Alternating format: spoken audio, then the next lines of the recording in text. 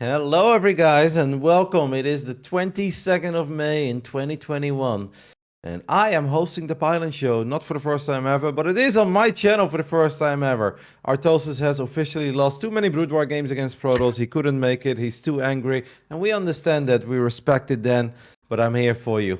Yesterday, we were blessed by amazing news. ESL is working together with Shopify, and we're going to talk about that today and a whole lot more. We'll go over DreamHack results and, of course, TLMC. I am joined by two amazing guests at this point, but we're working on getting a third one, and he's never been on the Pylon show, so that will be super fun. But first off, let's start off with the man who quite arguably had the two most boring TVTs I've ever seen yesterday. But hey, it was a flawless victory. You Thermal, how are you doing, matey? I'm doing pretty good. Happy to be on the show again. It's been a really long time, I think, like a few years probably. Good to be back. Lovely looking beard, still rocking the IEM backdrop too. Yeah, it's probably gonna stay here forever, to be honest. I told myself I was gonna get an actual green screen, but might as well just use this one. And then, of course, we are also joined by the one and only Dr. Dario himself. Who better to be on the Pylon show today after the amazing news we've had yesterday? I don't even know where to start, so I'm just going to let you do your own intro. But I do want to say you look incredibly handsome, Dario. Thank you. I actually did a face mask this morning, trying to look as good as possible on camera. I should have probably powdered my face a little bit, though. I see I'm a little bit shiny. Yeah, thanks for having me. I'm really excited about what we're doing in StarCraft, and really happy the news finally was out there yesterday, because it has been in the work, as these things usually are, for a very long time. And sometimes there's also some delays, so happy it finally launched, and I think the reception from the community was really good, and I'm really happy how it came out. I'm also really happy with how it came out. You know what? StarCraft 2 is just a better place if everyone is happy and everyone has something to be excited over, right? Because normally there's always someone who's grumpy, and then the one grumpy person talks to the next grumpy person, and everything is always bad. But then we have good old Sean Apollo releasing a lovely video where he looked incredibly good, by the way. What the hell is happening with Sean? Why does he look like he's in his early 20s? Shouldn't that man age still? But it was awesome. It's really cool to see, indeed, the way that the news was received. And I think we should just kick things off with that. I know we are working on getting one more guest on the show, guys. We're going to try to figure that one out soon. And I guess before we truly dive into the news, and I don't even know where to start, because there are so many amazing things to talk about. And I want to make sure that you guys all know that we have a website, thepylonshow.com. You guys can always find all the news there, ways to support the show, ways to ask your questions to. Well, you have to do that over Discord, but we'll just pretend that you can do that on the website too. Take a look at the Pylon Show, guys, thepylonshow.com. And I believe that we have him almost with us, but we'll save it for that. Let's just kick things off. Yesterday, big Shopify news. ESL is partnering up with Shopify. A lot of talking points. Dario, do you want to take it from there? Do you want to talk about the thing that excites you the most? Or maybe we should start at the very beginning. And how did this happen in the first place, Dario? I guess it's quite a long story to tell, actually, at this point. So just to draw a little bit of a picture, and also, I guess, to some people also introduce myself in my new role, because not everybody might know yet. So, of course, for about 18 years, I've probably been part of the StarCraft scene in some way or another, like starting in Brood War. Then I was with Team Liquid for 11 years. And then last year in August, I joined Shopify. And I was asked by Jeremy, who was present at the Home Story Cup from Shopify. And after some conversations with Toby, Shopify decided to start an esports program. And when I joined in August, it wasn't fully clear yet what that would actually mean. So Jeremy and I have been basically part of this program from day one, and trying to figure out what is it that we want to do. And very early on, what was really important to us is that we don't just end up as another logo, just a normal sponsor that is next to like many other sponsors. We wanted to approach esport in like a really genuine way, and really make a difference. And obviously, there's a lot of passion for Shopify when it comes to StarCraft, but also when it comes to esports in general. So starting with StarCraft made a lot of sense. So back in, what was it? I guess it was like 2019 now that Home Story Cup 20 happened, right? Yep. It's Yes. crazy. So Yeah. So Toby and Jeremy were watching. They decided the home story cup prize pool wasn't appropriate when it comes to how many absolute legends were present. So the prize pool was doubled. And then we also sponsored TSL and basically kind of brought that back into the scene. And then we decided we want to go one step further. So last end of February, we launched the Shopify Rebellion, our very own esports team. So right now we have Bjorn and Lambo and Scarlet and StarCraft. Recently we added a Rocket League roster as well. And we just want to engage with esports in this very direct way and find ways where we can improve things where they can still be improved. And that is was our main motivation when it comes to the StarCraft 2 circuit. And we kind of identified these 3 different things where we thought our sponsorship could make the biggest difference. Improving the grassroots with the open cups, giving more support to the map makers again, and also support this kind of deep storytelling that really gets people to care about players with the signature series. And I'm just excited how this is going to go forward. I think viewers and fans like this a lot more if a sponsor comes in and they actually do something that they care about. We've all been in a situation where we watch an ad and it's really usually a distraction from the content, right? Some companies have tried to do something very direct and hopefully engaging, but then sometimes you have situations like I know you've been on stage with had some awkward moments, maybe with anthropomorphized razor, and Best day of my life there, yo. You won't make me feel bad about it. I got picked up in a limousine and I got paid more than I normally do in a month, so loved it. But yeah, go on. Yeah, you had a great day, and I'm really happy about that. But yeah, we basically want to add rather than distract people from what they actually are there for when they are watching and consuming esport. Well, I love it, Dario. That was a great intro. And obviously, we're going to talk way more about the Niels. But as you guys can see, we are joined by someone who's never been on the Pylon show before. My good little Romanian frate, Cuku. Cuku, hello, guys. Introduce yourself to everyone. Hello, guys. I'm Cuku. Maybe some of you know me, maybe from Rotti stream, maybe from my stream, maybe some of you don't know me. I'm Cuku. I'm from Romania and I'm 17. I'm playing StarCraft since 2018, and that's pretty much it. Grandmaster League Terran player, you may want to add? Yeah. Also that one. Okay, we are super happy to have you here, because I think that's a perfect mix. Especially when we have great Niels. I think that obviously that's not Niels that's just good for the guys that have been part of the StarCraft scene for a long time, but it should also be great Niels for everyone that's still working in StarCraft, trying to make a name for themselves, trying to qualify for the big tourneys. So I think that it makes a lot of sense to have you on today, Cuku, and I think we're going to have some fun. Mark, when you saw the news yesterday, what is the one thing that truly stood out for you? Because a couple of things were announced. What are you most excited about? Honestly, it was pretty even. It wasn't the first announcement was the signature series, I think, which is actually one of my favorites. I remember the Sarah one very well, and the Beyond one too. Those were just awesome. So that was super good news. Even my girlfriend Linda was really excited about it. She was sad that there was no BlizzCon last year, just because she wouldn't have the cool videos. So that was actually super cool. But as a player, I thought both the map making thing and the ESL Cup prize pool increase were both super cool. Especially when I saw the prize distribution of the ESL Cups, because I was very worried it was going to be 400 for first place, and then it was actually 50 for top 8, which is really nice because there's a lot of people that can get top 8, and it's actually very little reason to not play the cups at that point. And then the map making thing is very important. Obviously, it's been a big thing, people worrying about not getting new maps and stuff. And it does create a connection with the map making community again, that they now have the competition back. TLMC, they can make some money, they can get their maps on the ladder and stuff. So to be honest, all 3 of the announcements were super awesome for me. Cuku, I know that you have a group of youngsters and all of you guys are really good and you guys hang out and you ladder together, you play custom games together, you play mini games together. How did you guys take the news?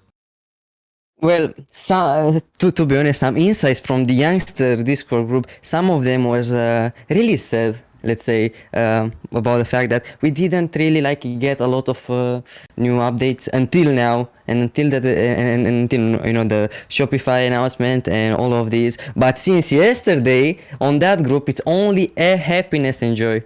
And everybody's everybody got a lot of motivation to play, to improve, and I don't know. I'm really happy since yesterday. Since I got the news, everybody's happy. All the youngsters, everybody, you know, got that motivation to continue playing the game, and I think that's awesome.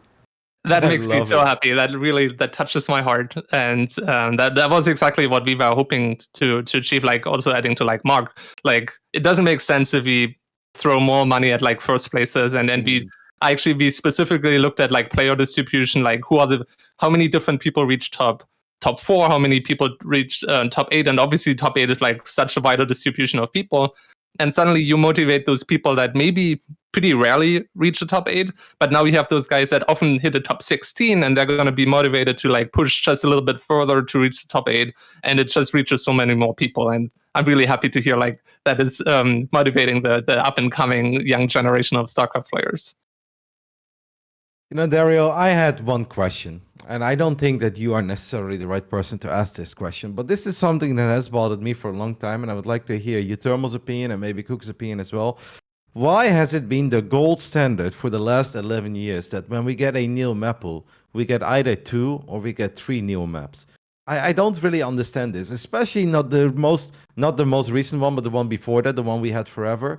Why did we still keep 4 out of the 7 maps? Like, why can we not just one time in 11 years be a little crazy with one another and give us 7 brand new maps to play on? Well, I think it's just risk mitigation, really.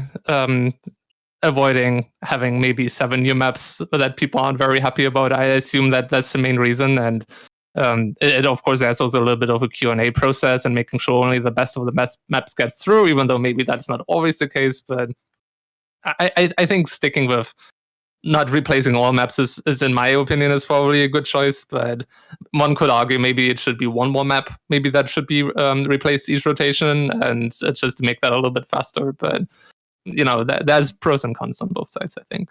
I mean, and obviously, if it's like 2 or 3 months, I understand that you don't just want to throw everything away because then you haven't seen it yet. But the 7 maps that we were around for basically the entire year of 2020, I guess it was, and then even a little bit into 2021, I feel like if there was ever a moment for us, 11 years into StarCraft 2, to do something a little bit different just one time, this really was the moment. And I was kind of sad to see, it's like, okay, we're getting 3 new maps, and I always believed we were going to get new maps.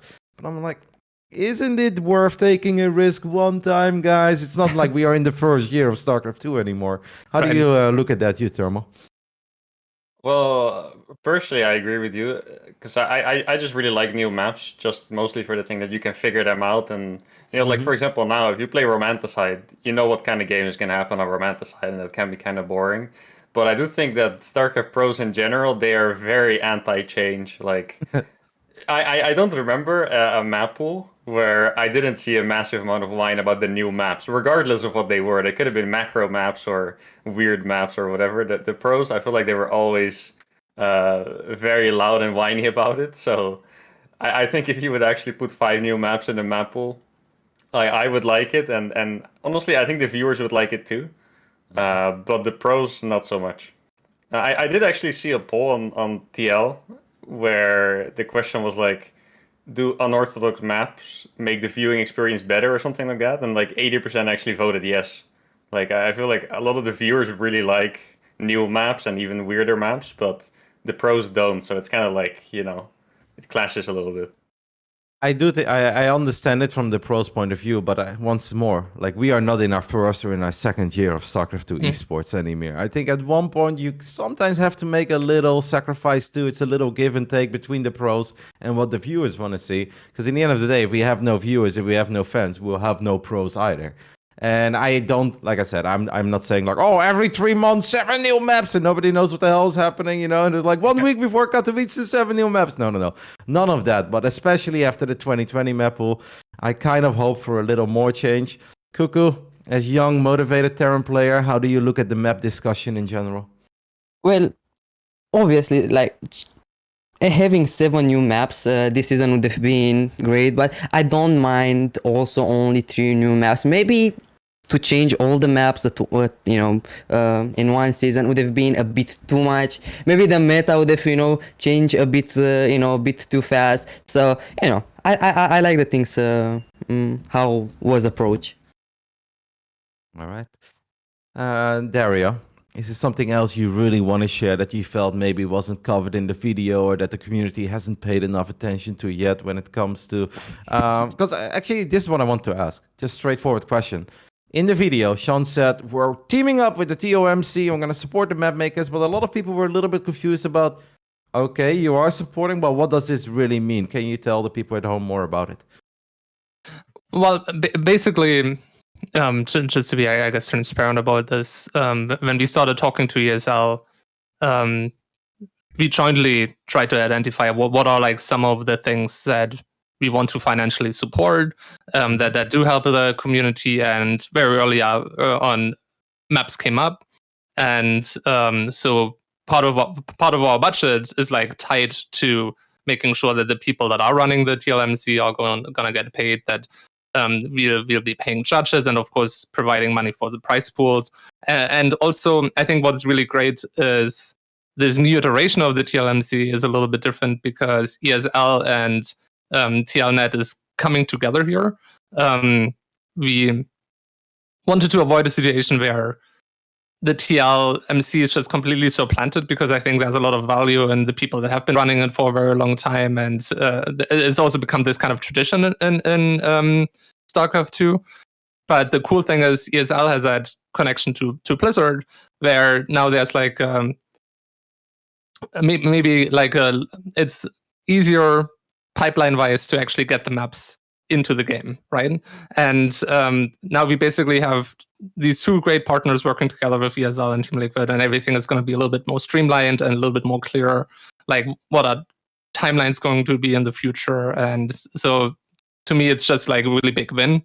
And it's kind of like securing the future of having map rotations. So I'm just really happy about that, because I think that's just such a vital part of StarCraft 2. Love it. You don't want Cuku, anything else to add when it comes to maps and Team Liquid, Shopify, all of it? Not really, no. Cuku, No, any really. wishes? More Beckett and Industries, maybe? Any wishes? Yeah, more maps like Beckett Industry, maybe like Blackburn, maybe Oxide. Good maps. What can I say? I love it. Well, we already kind of talked about the signature series. I, of course, echo everything that Mark said. Those series were incredibly well made, and it's just cool to... It's also important for the fans to see a little more than somebody just sitting in their room and giving a little interview through their webcam. I think those videos were fantastic, and I can't wait for it. And of course, I always have a blast covering the weeklies on the Monday. I love that it's top 8 as well. At first, my first tweet was like, wow, I wanted to make a Twitter poll, actually, guys. Will Clem be richer than Jeff Bezos at the end of the year? Yes or no? But then I saw the prize distribution, and I was like, you know what? It's actually not so much about Clem, and this is so much better, because indeed, the top 4 often has a lot of the same faces. The top 8, there is way more variation in that. And indeed, there's a lot of people that get close to making top 8. And we all know that there's that magical moment where for the first time you make money out of a game. And I think this is truly inspiring for young people. The first time you make a top 8 and you actually get paid, that is such a big motivation boost. So I just love it. I don't have much else to say about it.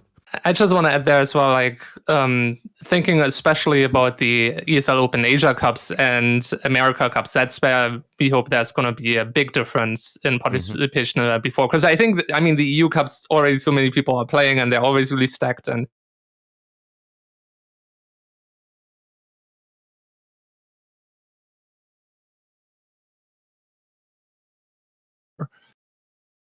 yeah, Mark, do you think more Euro boys will stay awake now and try their luck in the American Weekly? Probably, honestly. The thing is that the times are actually pretty awful. Like for me, it's just too much, because it actually takes until like 6 or 7 a.m. to finish. Yeah. I think. I think a few more will probably do it, just because it's really good money, and I feel like if you're a player that's a little bit confident in your skills, you probably think you can make the top 8, right? I'm most curious about the Korean one, to be honest. Like, Goblin actually sent me a screenshot yesterday. It's like, I wonder if more people are gonna play this now. And then he showed a screenshot of him getting top 8 on Korea, beating like no one because Yeah. no one actually played that. So Yeah, and that time it's Saturday morning for us, right? Or is it Sunday morning? Like, when do they do that? Because they play it a it's day Sunday before. morning. They Sunday moved morning, it back. It used to all be on a Monday, but because of the GSL scheduling, they moved it to a Sunday, I believe. Yeah. Okay. Well, if you fancy some 250 ping gaming, you thermal. If you play those max strategies, mate, I don't think it's gonna make a difference. I'll try it out. We'll see. All right. Well, Dario, is there anything else you feel like we haven't covered yet? I think we're good to go, and just happy the community is happy. I think we're all very happy, and yeah, it's just, yesterday was just a great day, and now we're looking forward. Can't wait to see how it all plays out in the future. But it's awesome to have you guys team up with ESL, and that means that is gonna be it, at least for that part. And I guess now we're gonna talk a little bit about DreamHack. Are you okay with that, Cobra, Mr. Producer? Can we start talking about DreamHack? As you guys know, the DreamHack SC2 Summer's Master, or Master Summer, I should say. For some reason, I always swap those words around. Kicked off last Wednesday. Now, the way it works is that obviously we had a lot of qualifiers. Some people got seeded into the event. Everybody else had to qualify. Wednesday, we officially got the ball rolling. First week, it's all about Europe and Latin America, at least for the later part of the day. I know that they start early with Oceania as well, and I think the Chinese tournament is already up and running. But we're going to start off talking about the European results, I assume, or do you have different plans for me, Cobra? I don't know what you want to show. All right, he said I pick. Guys, you know what? Let's just start off talking about Oceania, okay? Because that's normally where the day starts. They also started on Wednesday, and those Aussies and New Zealanders and everybody else out there deserve some love too.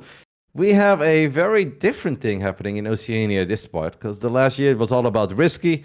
Risky used his New Zealand passport to dominate some nerds in Australia, and he did quite well. But that ain't working out this year.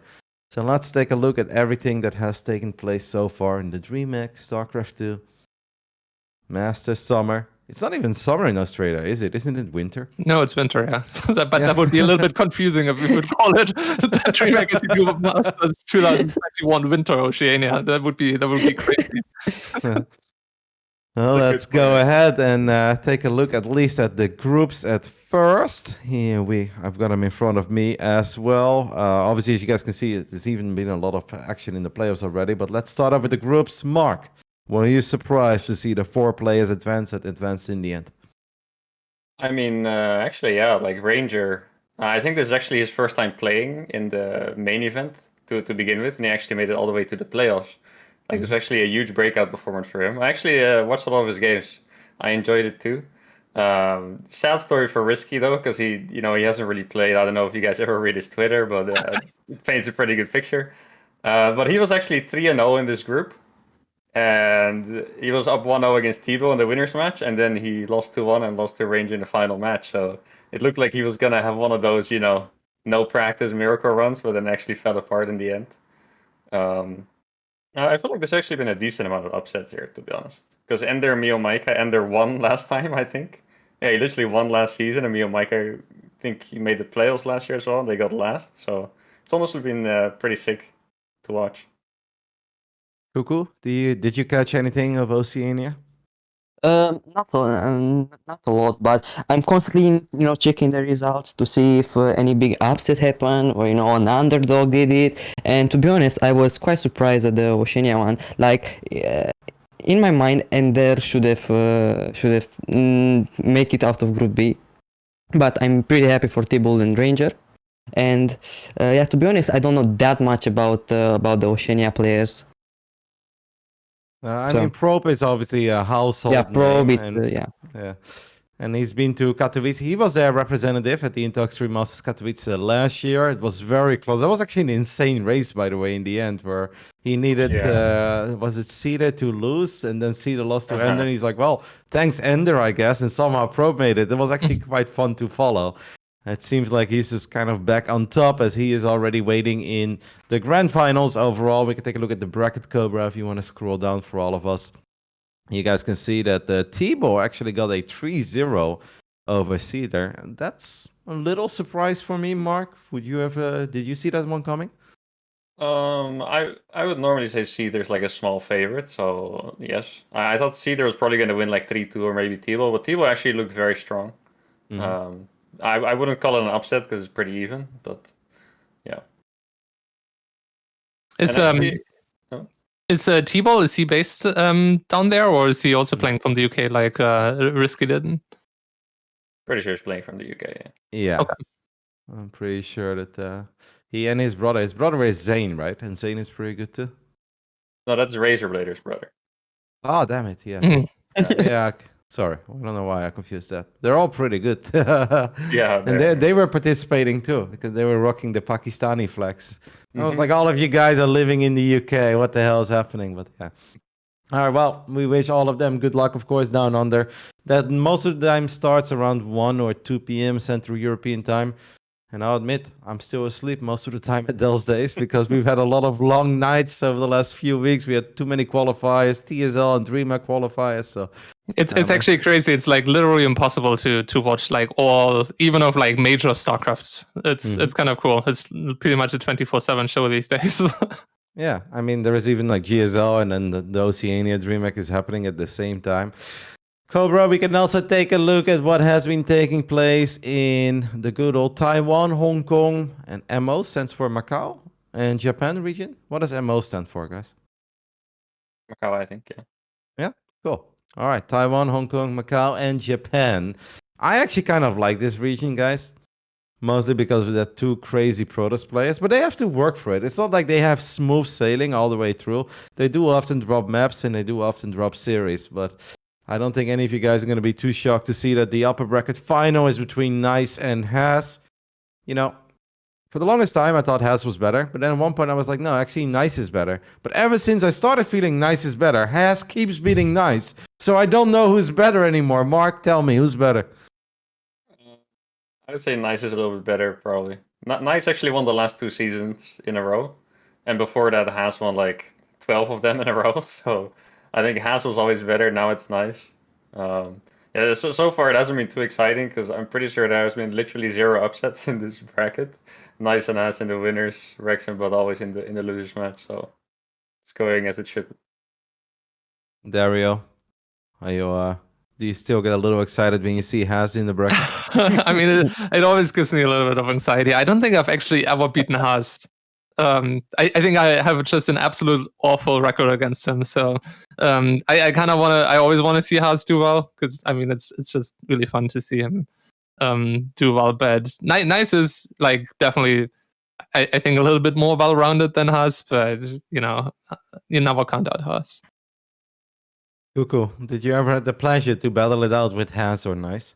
No, not really. But well, Nice and Haas, I think it's a very interesting PvP. I'm seeing Haas like I remember Haas by doing some cannon rushing sometimes, and yeah, I think even if Nice maybe Nice have like the first chance, I think Nice Haas it's a very interesting PvP overall.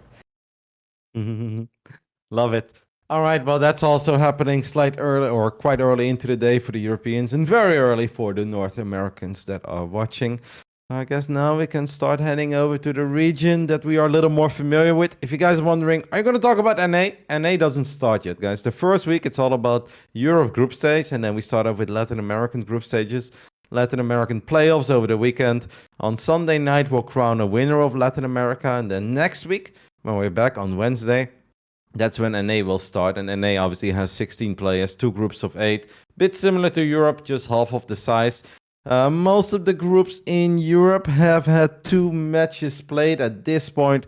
I mean, I've been talking about this a lot already, so I'm going to leave most of the talking to you guys, but let's kick things off in Group A. Dario, after 2 play days, we've got Elisa, Clem, and Drogo at top. How do you feel that Group A has been unfolding so far? So I gotta admit, I hadn't had time to watch all the matches, but just the way the standings are in every group, I think so far nothing super unexpected has happened. Right, it's pretty much the top 4 people in at least Group A. It's kind of what I expect. You could maybe the most surprising might be Kung Fu. I don't know like who he played against in those 2 matches. Maybe I would like usually put him above Vanya, but I don't think there's anything that too crazy. Product going 1-1. Again, I'm not sure who he played Group A, against. Dario, take it easy. We're gonna stick off Group A. Oh, okay, just Group A, yeah. Yeah. But yeah, I think it's as expected. Of course, I think that top 4 spot is going to be pretty contested between maybe Vanya, Blai, and possibly Kung Fu, but the top 3 I think is going to be very solid. I'll be honest, Thermo, I'm a little bit surprised to see Elaser just kind of crushing so far. 2-0, 4-0. I know Miko is good, and he's obviously been fantastic in the past, but last year in the DreamHack events, he wasn't always the Elaser of old. And I looked at Group A, and I personally thought, Clem at top. The other 7, I feel like they could all beat each other at almost any given day. I really had that feeling. So to see Elaser come out so strong is good, but I'm a little bit surprised. Yeah, I think, like Dario said, the most surprising thing is that Gung Fu Banda is actually kind of getting owned. Like, he didn't even play Clem yet, for example. He lost to both Elaser and Vanya, I believe. And yeah, Elaser had a pretty funny series against Christianer, where he lost like 30 drones to 4 adepts or something, and still won with one of his Warsaw tunnel creations, whatever that one was called. But yeah, I mean, if I look at the group, like, it's just the first 2 games are still played, right? So Clem is probably still going to overtake that first spot. And yeah, I also feel like the rest is going to have to fight for the other 3 spots. Also a bit surprised that Christianer is so low, just because he did well in the past. Like in the last season, he was like very close to going like 5-2 even. So Yep. It's but I feel like anything can still happen, to be honest. Like, it's just 2 games, and we'll have to see. Cuku, after 2 play days, anything surprising with you so far in Group A? No, not really. Maybe the 4th place with Vanya. I don't know, as Dario said, maybe I would have put Gonfu above Vanya, but otherwise, it's a pretty even group, I could say. You guys are disrespecting the GOAT over here, and I will not stand for it. On top of that, guys, Obviously, Clem at the first place. yes. But guys, I actually think Vanya taking a map off Clem could be massive down the line, right? Because this, I think, is a really close group in the center. And I don't think a lot of the other players in this group are going to take a map off Clem. So this one map win that Vanya got on Lightshade, and I don't know if you guys saw that game, but it made no sense at all. Did you see it, Cuku? Yeah, I remember exactly in the moment when he flowed the comments and like 40 Zerlings are, getting in the natural, and I know Clem lost the Hellions on the other side, and they're pure Marines against Zerlings, and that's pretty much it. They're like 5 Marines against, Mark, did you see that game? No, I didn't see it, but I had some second-hand ranting on Discord about the game from Clem, so I know roughly how the game went. It made no sense. It was like an anti timing that just worked out perfectly right before the upgrades, made so many links at a random moment. But I think it's going to be a big win, guys, because I really think there will be timebreakers at the very end when 7 play days have taken place. And I think that one map win that Vanya got over Clem, it could very well make the difference between advancing or being eliminated. Mm-hmm. I do have to say that Vanya actually seems very clutch in these tournaments. Like, you know how good he is roughly? You feel like he could be like somewhere between, like, I don't know, 4th and 8th or something like that. But I feel like he's always like close to his max performance. Like, he beats Showtime a lot in these tournaments. I feel like he always makes it through.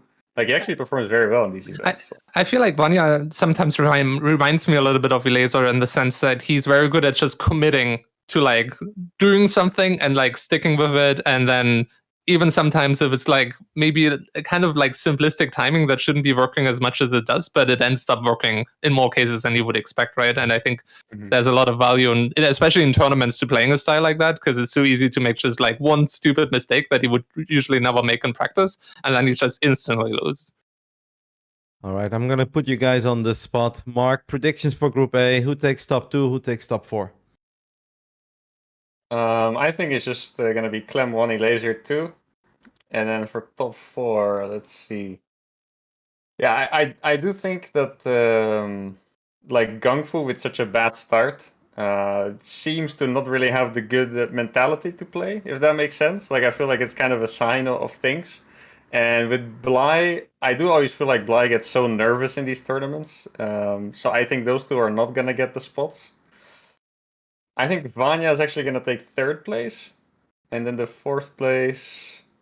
But do you know who Drogo beat? Actually, Yes. Drogo beat Bly 2-1 and okay. Shadone 2-0. So he beat Shadow. Okay, that could be pretty big. Yeah, then I'm just gonna say that Drogo takes fourth place. Not too exciting, but I do think Shadow is actually also good in these tournaments, and Drogo beating him 2-0 could be massive for a tiebreaker.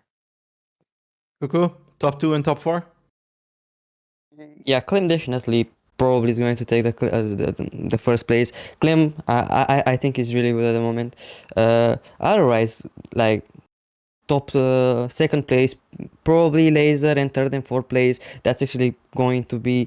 I don't know. I feel like Drogo can make it to the can be in top 4. Shadon can be, Vanya can be, but I don't know. Let's say third Vanya and fourth PT Drogo. Dario, are you in agreement, or are you expecting a miraculous comeback from one of the guys at the bottom? Yeah, maybe it's a little bit boring, but I think I'm just going to join that assessment. I think what's pretty notable about this group is that out of the people that you would usually expect to potentially grab that top 4, I think Bly, Cristiano, and going through all 3 players that we would potentially expect in that spot, but all of them starting with 2-0, 0-2 is actually a little bit surprising, and I think that just solidifies that group in a pretty clear way. Of course, things can still happen, but in Bly's defense, he did lose against Clem, so Yeah. that is technically a loss that maybe most other players will still get to. True. But yeah, like just like map score wise, like if maybe Bly and Cristiano both would have like a 2-4, like I would feel a little bit more confident there. But map score wise, it might be a little bit tricky. All right, that brings us to Group B, where after 2 play days, we've got Big Gabe and Maxi Paxi with a flawless record sitting on top of the group, 2-0, 4-0. Skill is also keeping up with the boys. He did drop 2 maps, but who cares about that? It's all about the best of 3 wins. Braddock taking out Milky Cow in the second play day, so he gets a point on the board. Showtime with 1-1. Stefano, and I think most surprisingly, guys, Gerald, the man who's made it to the playoffs all 3 seasons last year, 0-2, 0-4. Thermal, your thoughts on Group B so far?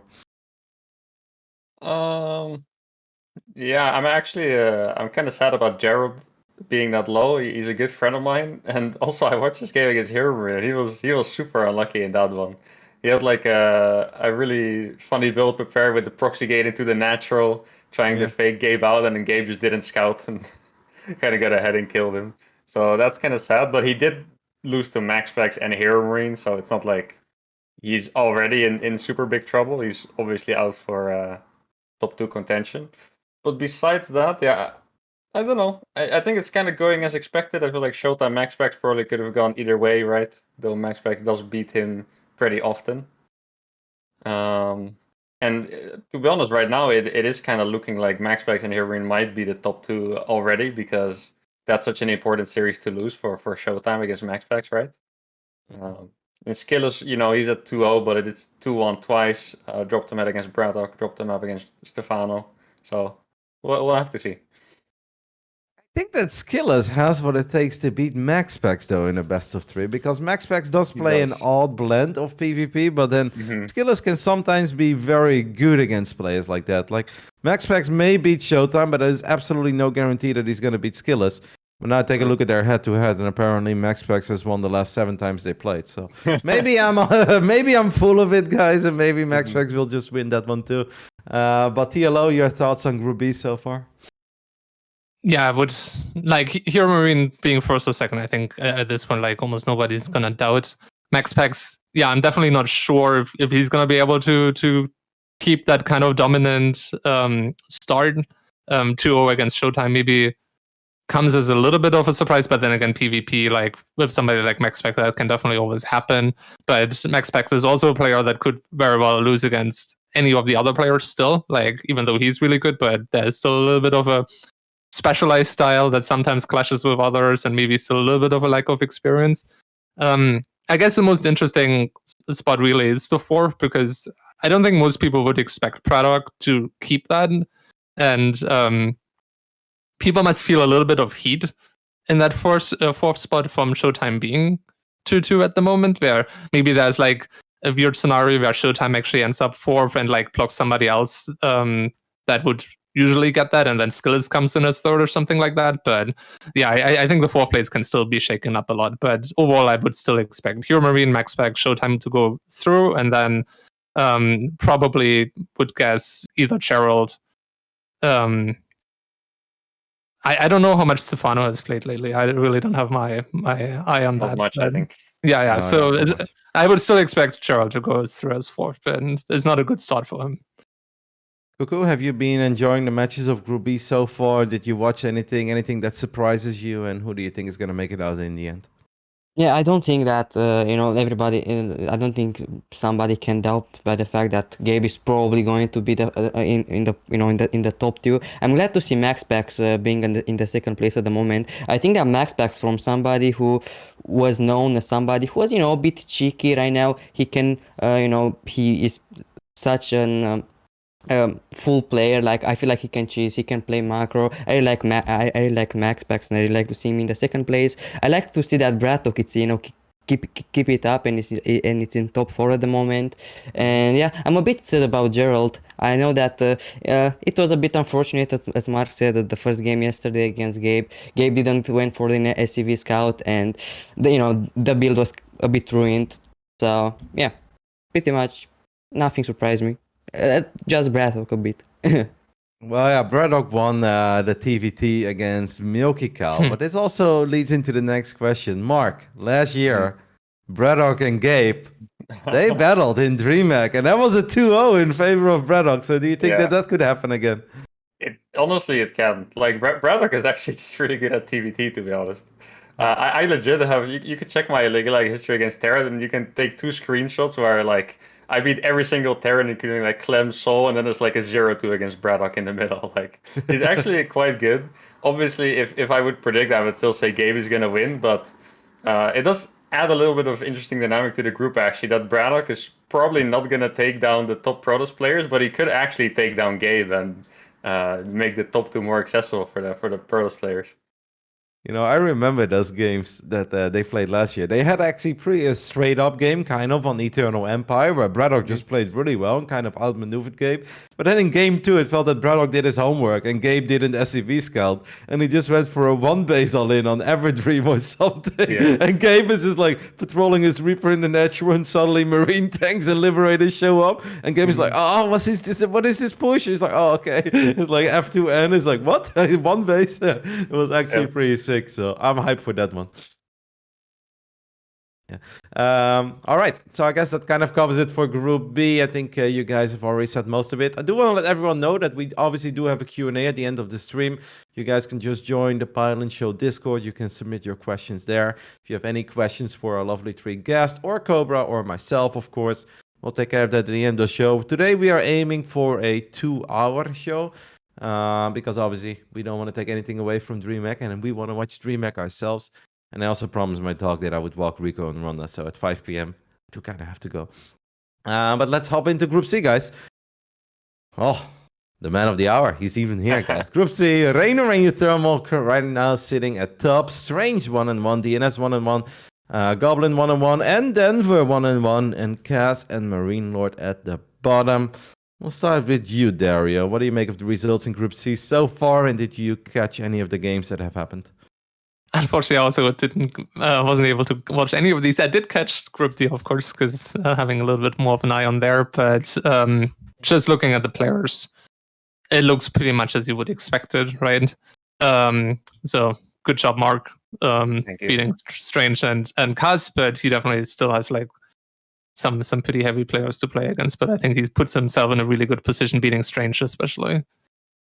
Before I ask you guys about the group, Mark, what did you make of that build that Strange did against you in Game 1? And for everyone who missed it, it was a Robo into a double forge 2 base for a little while. Have you seen him do that stuff before, and where do you think it went wrong? No, what I understood from that build was that he basically wanted me to think he was 1 base all inning. Like, he actually hunted my SCV scout as well with his Adept. And I still saw no Nexus. So what I think he was trying to do was force me to go on 1 base to defend, while he was just taking a natural with a DT Shrine. And in that case, it would have been really good for him. But I actually scouted the entire map with 2 different SCVs, and I saw no Stargate. So then I was just able to get my natural, and I also played reactor first, so I had like 4 more Marines, and then I was just able to run him down basically. So I think it was just a mind game build, but yeah, didn't work out. No, I don't mean the light shade. I meant Oxide, Oh. the one that he won with the double forge. Oh, sorry. Forge. You went for no, a yeah, Marine. that's actually a very typical strange build. Yeah. And I actually thought I was gonna kill him with my. I did a tank push, right, on that map. Yes. I actually Yeah, thought I was oh. gonna kill him with that, but didn't work out at all. And then I knew I was gonna be in a tough spot because he was gonna have 2-2 before I even had 1-1 probably. And yeah, on that map, honestly, defending timings is really hard because you have the area at the rocks, whereas yeah, it's really hard to defend. So honestly, I thought my opener was good, but he kind of smashed it, and then yeah, just worked out for him like that. I thought your opening was good as well, but I think the overcharged battery absolutely saved him. If it wasn't for that, then the game probably just ends with the Marine tank push. But yeah, let's talk about Group C a little bit. Cuku, anything that surprised you so far? Did you catch any games? Anything you want to talk about Group C related? Yeah, I actually catch quite a few games. I have to say to Mark that I actually stole a bit of his tank push on Oxide and also the the 2000 atmosphere build. It gave me some new builds in TVP. So thank you, Mark. Also, I'm a bit surprised to see Marine Lord that to be in the last place. And also happy to see Goblin. Being in top 4, well, top 5 at the moment, but happy to see it. Yeah, Goblin had a great start, defeating Marino 2-0 in the first play day. It was really funny because he often sends me some messages and he's like, I wasn't sure because I feel like Marino is really good against Phoenix, so I thought maybe I should play Twilight.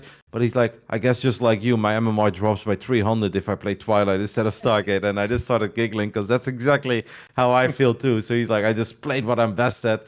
And he was super fired up. Unfortunately, it didn't work out in the second play day against Strange.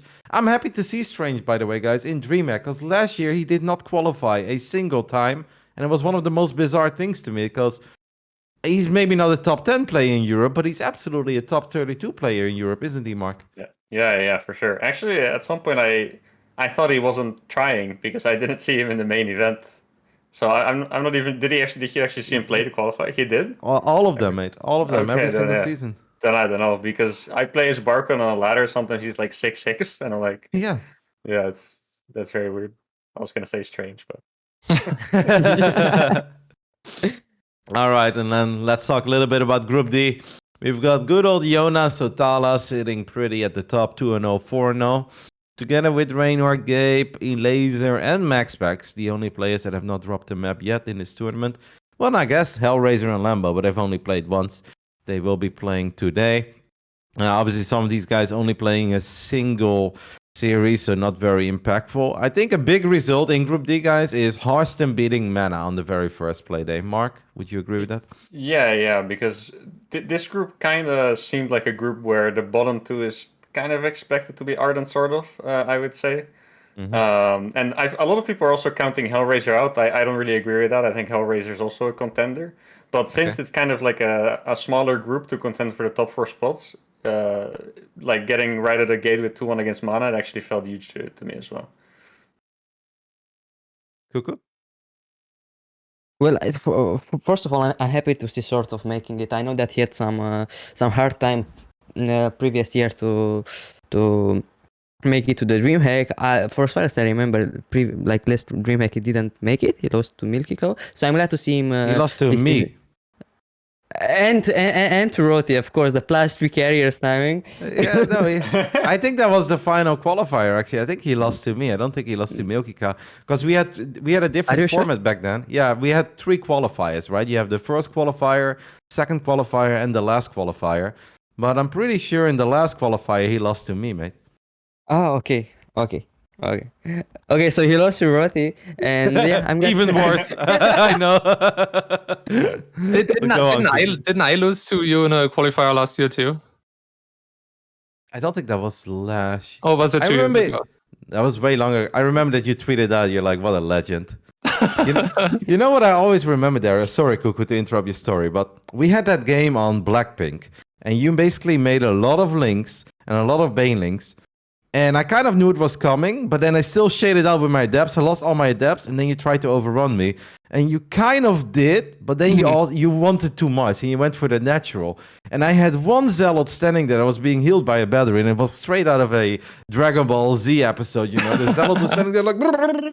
absorbing like 7 banelings, and if that zealot would have died, you would have won the game. Instead, it barely held. And then in the end, I got my phoenixes out, and we had a long game, but I was pretty far ahead. But I think that's longer ago than last year, mate. I think.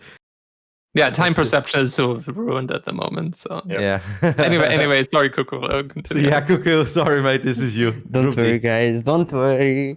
So yeah, I'm glad to see sort of making it this season. I think nobody it's surprised to see Cero on the first place. Maybe I am a bit surprised to see Hellraiser on the second place. I would have put Hearthstone or Mana maybe above Hellraiser, but yeah. Otherwise, I think that nothing that surprised me in Group D. Yeah, Hellraiser obviously only played one series so far. Getting a 2-0 of Art is nice, but Art is actually currently in Korea. He's studying in Korea, so he's playing these games from the Korean server on the from Korea on the European server, and it's kind of a modern day miracle, in all honesty, that he qualified in the first place, because these qualifiers ain't easy. And playing from Korea, he beat Real in the final best of 5, 3-2. And in game 5, he was actually quite dead. And he's like, he showed me the replay. He's like, I have no idea how I won this. And I'm looking at it. I'm like, yeah, how did you win this? And Real was just kind of ahead, but then he attacked into 3 shield batteries. And Zealot Archon fights near shield batteries. Well, those don't go into your favor unless you literally have 50 supply more. So, bit of a throw by the Russian Protoss Real, who probably should have been in this group. But Cuku. Right now, only 1-2 play days. Obviously, not much we can say about it. Yeah. But give us your top 2 and give us your top 4. In Group D? Yeah. Cyril Sol in top 2 and top 4. I mean, the third and fourth place, Lambo Mana. Or maybe Hearthstone. But Lambo Mana, let's say. Okay. Dario? So, yeah, I would guess, of course, Cyril first. I think Lambo has been so impressive lately, especially thinking about the Team League. Of course, lots of that was on the back of CBC, but I actually see a scenario where Lambo could potentially beat Cyril. I don't think there's any Zerg he can at the moment not beat. So Lambo second, and then one of Hearthstone or Mana, and then I think Soul Soul for fourth. You gave some love to Hellraiser. You think he's going to be able to sneak into that top 4? Honestly, I think he can. Yeah. To me, I kind of looked at this group. Feels kind of bad for my teammates, but I kind of thought Cero, Lambo, Soul was going to be top 3. Not necessarily Lambo above Soul. Cero would be first, but then either of them second and third, and then one of Mana, Hearthstone, Hellraiser in fourth place probably. Right now, Hearthstone has the lead in that with the win over Mana, but last year I think Mana actually got top 2 twice in the DreamHack groups, at least once, maybe twice. So he's actually pretty good in these as well. Yeah. So honestly, I don't know who's gonna get fourth place. I think it's just going to be Cyril first, Lambo second, and I think that the 2 Protosses will carry on. I think it's going to be Hearthstone third with that big win over Mana, and I think Mana will still make top 4 because of everything you just said. He's normally pretty good in these events. It's only one series so far, but they took a map as well. I can absolutely see Mana beat Soul, because I feel Mana beats Soul very frequently, and I think he should be able to defeat Hellraiser as well. So I'm not too worried yet for the man with his adorable puppy. If you guys are unfamiliar with the format that we use in the DreamHack SC2 Master Summer, top 4, you advance to the playoffs, but it's kind of like a double version of TI from Dota, where the winners get placed into the upper bracket, and top 2 is a winner. Top 3 and 4 will be seated into the lower bracket, but that obviously means you only have 1 life. If you could scroll down a little bit, Cobra, then it would make a lot more sense to everyone. So a lot of people have some criticism on this format where they are like, oh, it's too many games, none of them matter, but that's really silly. There's $125 on the line for each and every single best of 3, but top 2 is so much better than top 4. If you could scroll down a little bit more, Cobra, we can just show the bracket and it would all make sense. As you guys can see, if you make top 2 in your group, you get seated in the upper part of the tournament. And if you make top 4, you're still in the playoffs, but then you only have 1 life and obviously no room for errors. Mark, I'm a really big fan of this format. I know it's a little bit stretched out, and some people need closure. They need hype. They need eliminations every single day. But I kind of like just knowing that I can tune in and see high level competitive StarCraft that matters. And it goes on for more than just one day. How do you like the format as a player and as a fan of the game? Yeah, so I think the tournament format itself with the groups with the 8 people in it and the double elimination, I think that's actually perfect because I always felt really bad because like qualifying for this is a pretty big breakthrough for like non-pros. And Yeah. then, you would have like WCS Winter, you get 2-0 by me and you get 2-0 by Bly or something and you're out. And Yeah. here you play at least like 14 games or something like that. So I think it's a really nice format. The only complaint as a player I have is just that you need like the entire tournament takes like 3 weeks, so I feel like you need to be ready and intense for so long that like last year you could tell me play worse every single round. Like by the time I was in the winner semifinals or whatever, I was actually playing pretty bad because I was really tired out by all the games. So I think it might be nicer if they played like one group at a time over a few days, so you don't have to play like I don't obviously not to play 7 games on a day, but maybe like two games each or Yeah. something like that.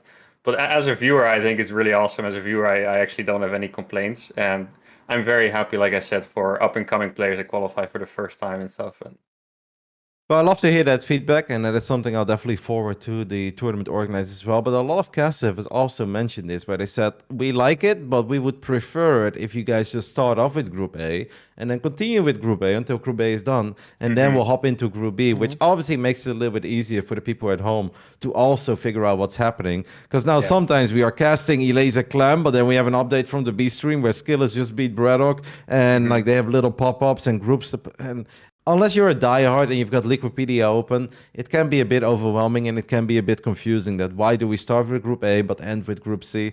So I like hearing that, and I'll definitely forward it. Cuku, what is your take on this?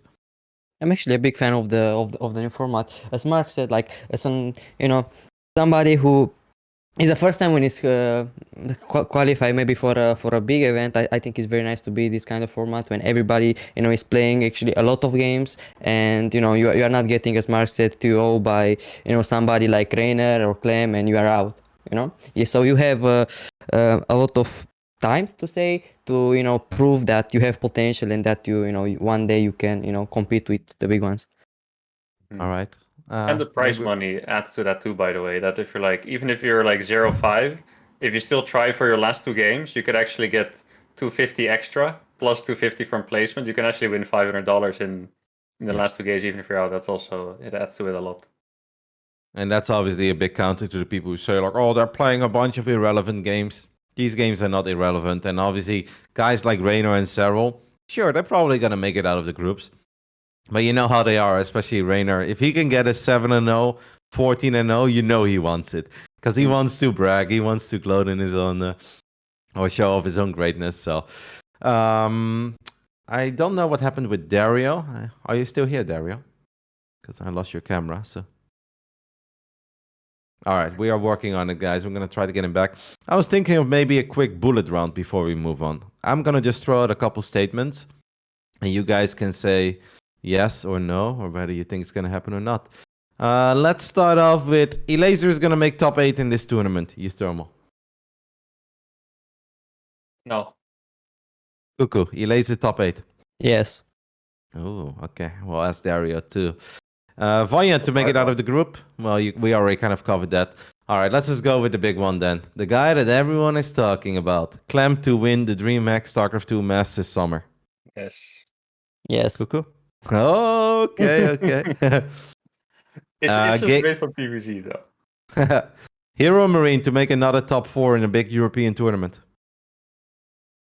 This time or this year? Yes, this time. No. Cuku? I believe in Gabe. Yes. All right. Max Packs to make at least top 6 of the entire tournament. No. No. Oh, I think yes. I think you guys are wrong in that one. I think he's gonna make top 6. Okay. Rainer to say he's never gonna play Lurkers again after this tournament is done. Yes. Yes. Okay, I think we have Dario back as well. Yeah. Dario, do you have any? I mean, I asked a couple of questions to the boys, but I don't know if you could hear all of us or not. We're just having some fun waiting for you to return.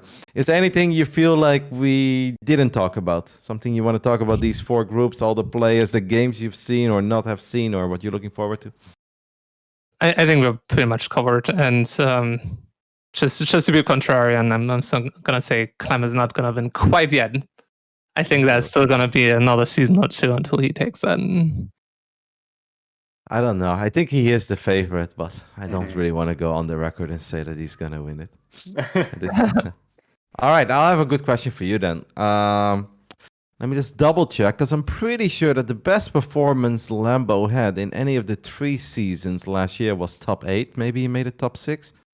Okay. No, a top 8. So, Dario, your man, Lambo, representing the Shopify Rebellion to make at least top 6 in the first season of the DreamHack StarCraft 2 Masters. 100%. Ooh, love it. 100%. Confident. Love it. We'll keep our eyes on that. All right, and that obviously means that we're going to move on and we're going to show some love to the Latin American region. I'm going to be real with you guys. Some of the previous years, it has not been fun casting Latin America. It really felt that the guys just kind of played to qualify and then they were all right with it because they're like, okay, we're not going to do anything more than that. This year, if you haven't seen the games and you just look at the scores, you'll probably be like, whoa, what the hell happened? As I know Cobra is going to work on getting this on the screen. We're done with the groups, and yesterday we had our first matches in the playoffs. We definitely need to give a shout out to Terran, who I think played some amazing games in Group A. Yathermo, I don't know if you're able to see any of those games. No, I don't. I didn't actually see the Terran games. I saw the Gym Rising games, but not the Terran ones. We'll talk about that soon. Cuku, are you familiar with Terran, by the way? Yep, I played him a couple of times on ladder, and every time when I was playing him, it felt harder and harder. Yeah, he's good, huh? Yep. He's quite unknown, but he really is quite good. I've also battled with him a few times, and I'm like, who are you? And he's like, I'm Terran. I was like, yeah, I know your name is Terran, and your race is Terran, but who are you? He's like, I'm Terran. I'm like, oh, well, obrigado, nice to meet you. But he's actually a great player. And he beat Eric the first time in the group, but then the good old GSL curse happened, and in the end, he didn't make it out. In Group B, arguably the biggest upset I've seen of 4 seasons of Latin American DreamHack StarCraft 2 Masters.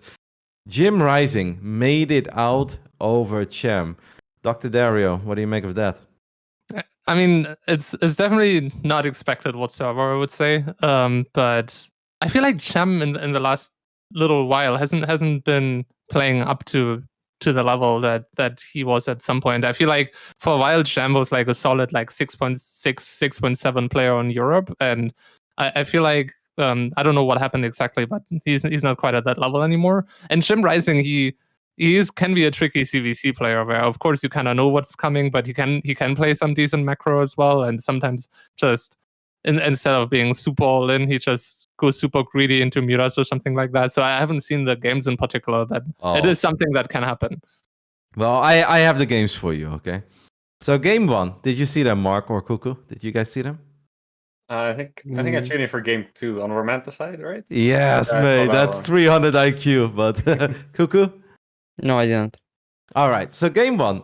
You know what I always think is that if you are the favorite in ZVZ, and I know that ZVZ can be tricky, I feel like you just gotta be solid, right? And Chem is a heavy favorite over Gym Rising. He's literally in Korea at the moment, practicing really hard apparently, and trying to get ready for the entire year, working on his skills. So I thought that Chem would be the conservative one, just kind of cover all the basics and take it from there. Maybe you fall a little bit behind against a greedy build, but I thought that would be no big deal. So we're on 2K Atmospheres game 1. Gym Rising is staying on 2 bases. Yeah, he's got a Roach one in the front, but Chem scouts a little bit, but only in front, and he just assumes that he's going for 2 base muta. So Chem has literally 3 bases at the 4-minute mark and drops a Spire of 55 drones. Like, we're like 4.5 minutes into the game. He's got no units whatsoever. Gym Rising made a bunch of Roaches with +1. Chem starts up a couple spines, but he's like, this is so late. I don't even need the spines. So he cancels the spines and gets 12 mutas out, but Gym Rising literally has 20 Roaches with +1. Then even Nidus is behind all of it, as he's like, whoa, this is going really well. And he wins game 1. Game 2 on Romanticide, Mark, you said you saw a little bit of it. Wasn't Yeah. that the smartest build you've ever seen? Like it's like a 2-base meta, but then instead of making drones to go up to the 2-base meta, I just made like 50 Zerglings or something like that. He And made 50 links with +1 while also showing the same opening as the previous game, but then he made 2 roaches because he has a roach farm, but he didn't want to make roaches. He was going +1. So he has 2 roaches literally on the edge of his wall. So when Chem scouts, he's like, oh, he's doing the same build as he was doing last game. And then he just pocketed 40 or 50 Zerglings with +1 and ran them to the other side of the map, killed the hatchery, killed the roaches, and kind of took the game from there. Yeah, How does that sound, Dario? It sounds a lot like a few Ladder games I've had against Jim Rising. To be honest, it's nothing that surprises me whatsoever. And I feel like Jam always has been a little bit of a predictable player. So Jim Rising definitely using his high IQ builds there to get the edge. You know what's crazy is that unfortunately Paco Mike had some internet issues, so he actually couldn't play the lower bracket matching Group B. I'll be real with you guys. I think if Paco Mike and Jim played, I honestly would put my money on Paco Mike. I watched him in the qualifier. He's got some good builds. Paco Mike really should have won game 1 against Chem in PVZ. Well, unfortunately, he couldn't make it. So in the end, Jim gets a forfeit win and then makes the biggest upset happen that I've seen in a while. But not quite as big as what happened in the playoffs. As Cobra can scroll down a little bit, those were Group A and B. Guys, sure, the expected winners. But you tell me, if I would have told you that Jim Rising was going to take 2 games of special, what would you have said to me? Nope. And I didn't see the first game, but I heard that it was really close to like being a 3-0 as well. Like that he really could have won the first game. Like he messed up with his roach on it or something like that. Yes, Beckett. Yeah. I feel like he could have done a lot. He had 7 roaches basically against a Widowmine and a Hellion and 4 Marines. But he didn't want to lose a roach to the Widowmine. So he just kind of settled for no damage at all. And then he just got completely bamboozled later on. Yeah, it's pretty sick because I actually felt the same like what you said about Latin America, is that it's like I really like the players, but they always finish in the exact same order, down to the top 4, like 10 seasons in a row. It's Special, Kelliser, Cham, Eric, right? And then this happens, like Jim Rising gets really close to 3-0ing Special. And even if he did it still made everything better, I feel like, for the entertainment, right? It was 25-1 in series of favor of Special, and the only series he ever lost was the best of 1 in an online tournament, so it didn't even really matter that much. It had never happened before that Jim Rising took 2 maps in a single series against Special. Map score-wise, it was like 57-5 or something, so it was quite something. Cuku, did you catch any of the games? Yeah, basically, I was actually really surprising to see Jim Rising, and I think this is in the end the beauty of StarCraft. Sometimes you can say who might win, but you never can be sure. And I was very happy to see Jim Rising taking 2 games out of special, which by the way I would have never say that this is going to happen. But yeah, especially the special Jim Rising series, took me. It was really great. Dario, I'm sure that the winners final is the one that you expected, but the scoreline has at least been exciting. Oh yeah, for sure. Definitely a little bit unexpected, and I want to give a little bit of a shout out to Nathanias. It's been really cool to see him use the battle report, even though maybe he's overusing it a little bit. But that's actually another thing that I'm really excited about, that ESL did put in the battle report into EPT now. And also huge shout out to nice username to our boy Joey. I think it's a really cool feature that we actually initially built for TSL, and we were him and I were working on that together, just trying to figure out how can we enhance the viewing experience in a really it's not going to make a huge difference, but I think it's a fun little extra tool, and I'm looking forward to seeing it used more and more. And even just for casters, it could be useful once in a while, right? Even if the observer doesn't bring it up, just to see, okay, how many Templar exactly died in this fight and whatnot. There is definitely a time and a place to use it. It definitely serves its purpose, but I also think it's important. It's not one of these things that I think you should overuse, not after every little fight. Because I agree. Becomes annoying, but sometimes there might be matches where you don't want to show it ever, and sometimes there's a match where you want to just show it once or twice. I think it's definitely a tool that people will have to learn to use, but I'm on your side 100%. Don't use it all the time. Exactly. Now, it was really funny, in case you guys missed it. Obviously, the broadcasts are long and there's a lot of StarCraft to watch. But apparently, yesterday, NeosteelEnthusiast pressed a button which made the battle report appear, but he couldn't remove it. So it was kind of in the center of his screen. And then he just started casting the game from the battle report. He's like, wow, double medevac boost being used and 3,200 damage being pushed out on the roaches. And it was actually kind of funny. We had a good time with it. Yeah, that will continue tonight, guys. Special vs. Calazur, winner bracket final. Jim Rising against Eric in the lower bracket. Guys, I'll be happy if this tournament plays out in any different way other than Special winning, Calazur second, Eric third, and Jim Rising fourth. But I think there is like an 85% chance of that happening. Tell me I'm wrong, Mark. Please, lie to me if you have to. Well, the thing is that this one was actually it actually looked like it was gonna be the most competitive games between Calazur and Special yet. Because in 2020, to be honest, Special didn't look that good. And recently, Calazur has been looking better. But now, recently, like the last one, I feel like Special is looking a lot better as well, winning against Innovation and GSL. So that's kind of unfortunate for Calazur, but I still think it's probably going to be more competitive than usual. I think Special is still more likely to win, but I hope at least it's going to be a 3-2, 4-3 kind of thing. Cuku, are you expecting anything different than the top four I just laid out to you? Nope. Actually, Nice and Totally concise. honest, but I love it. Dario? No, I think we all still expect like even though there was some craziness, I think we still expect the same final result. Obviously, there's a lot of money for these guys to win. The winner of this tournament does get 4,500, but perhaps more important, you get seeded into the season finals. We already had the Korean play-ins. I don't know if we ever even covered that, but it's kind of weird how it happens because the GSL Season 1 finishes up even before the first season of Europe starts. But I don't know. I think this is the season finals that we're looking at. But we take a look at the Korean players real quick. Obviously, the top four of the most recent GSL season gets invited.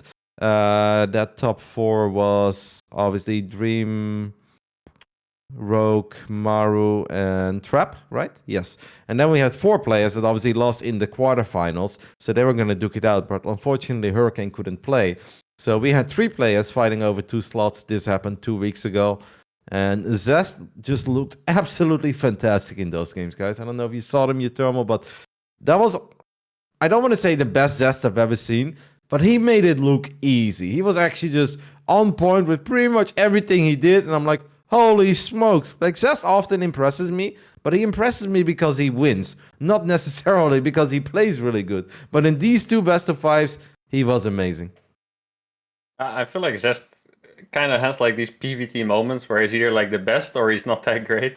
And yeah, like even before this, I think I remember you talking about it, or maybe Wardy, that before this he also owned some Terrans in Wardy's tournament, and then he went on to just 3-1 Inno 3-0 Bunny. So I guess it was just one of those Zest moments where he just destroys everything. He made it look unfair, guys. Everything he did was perfect. His scouting was perfect. His micro was perfect. His macro was pretty perfect. I hate to say it, but no Zest bank whatsoever.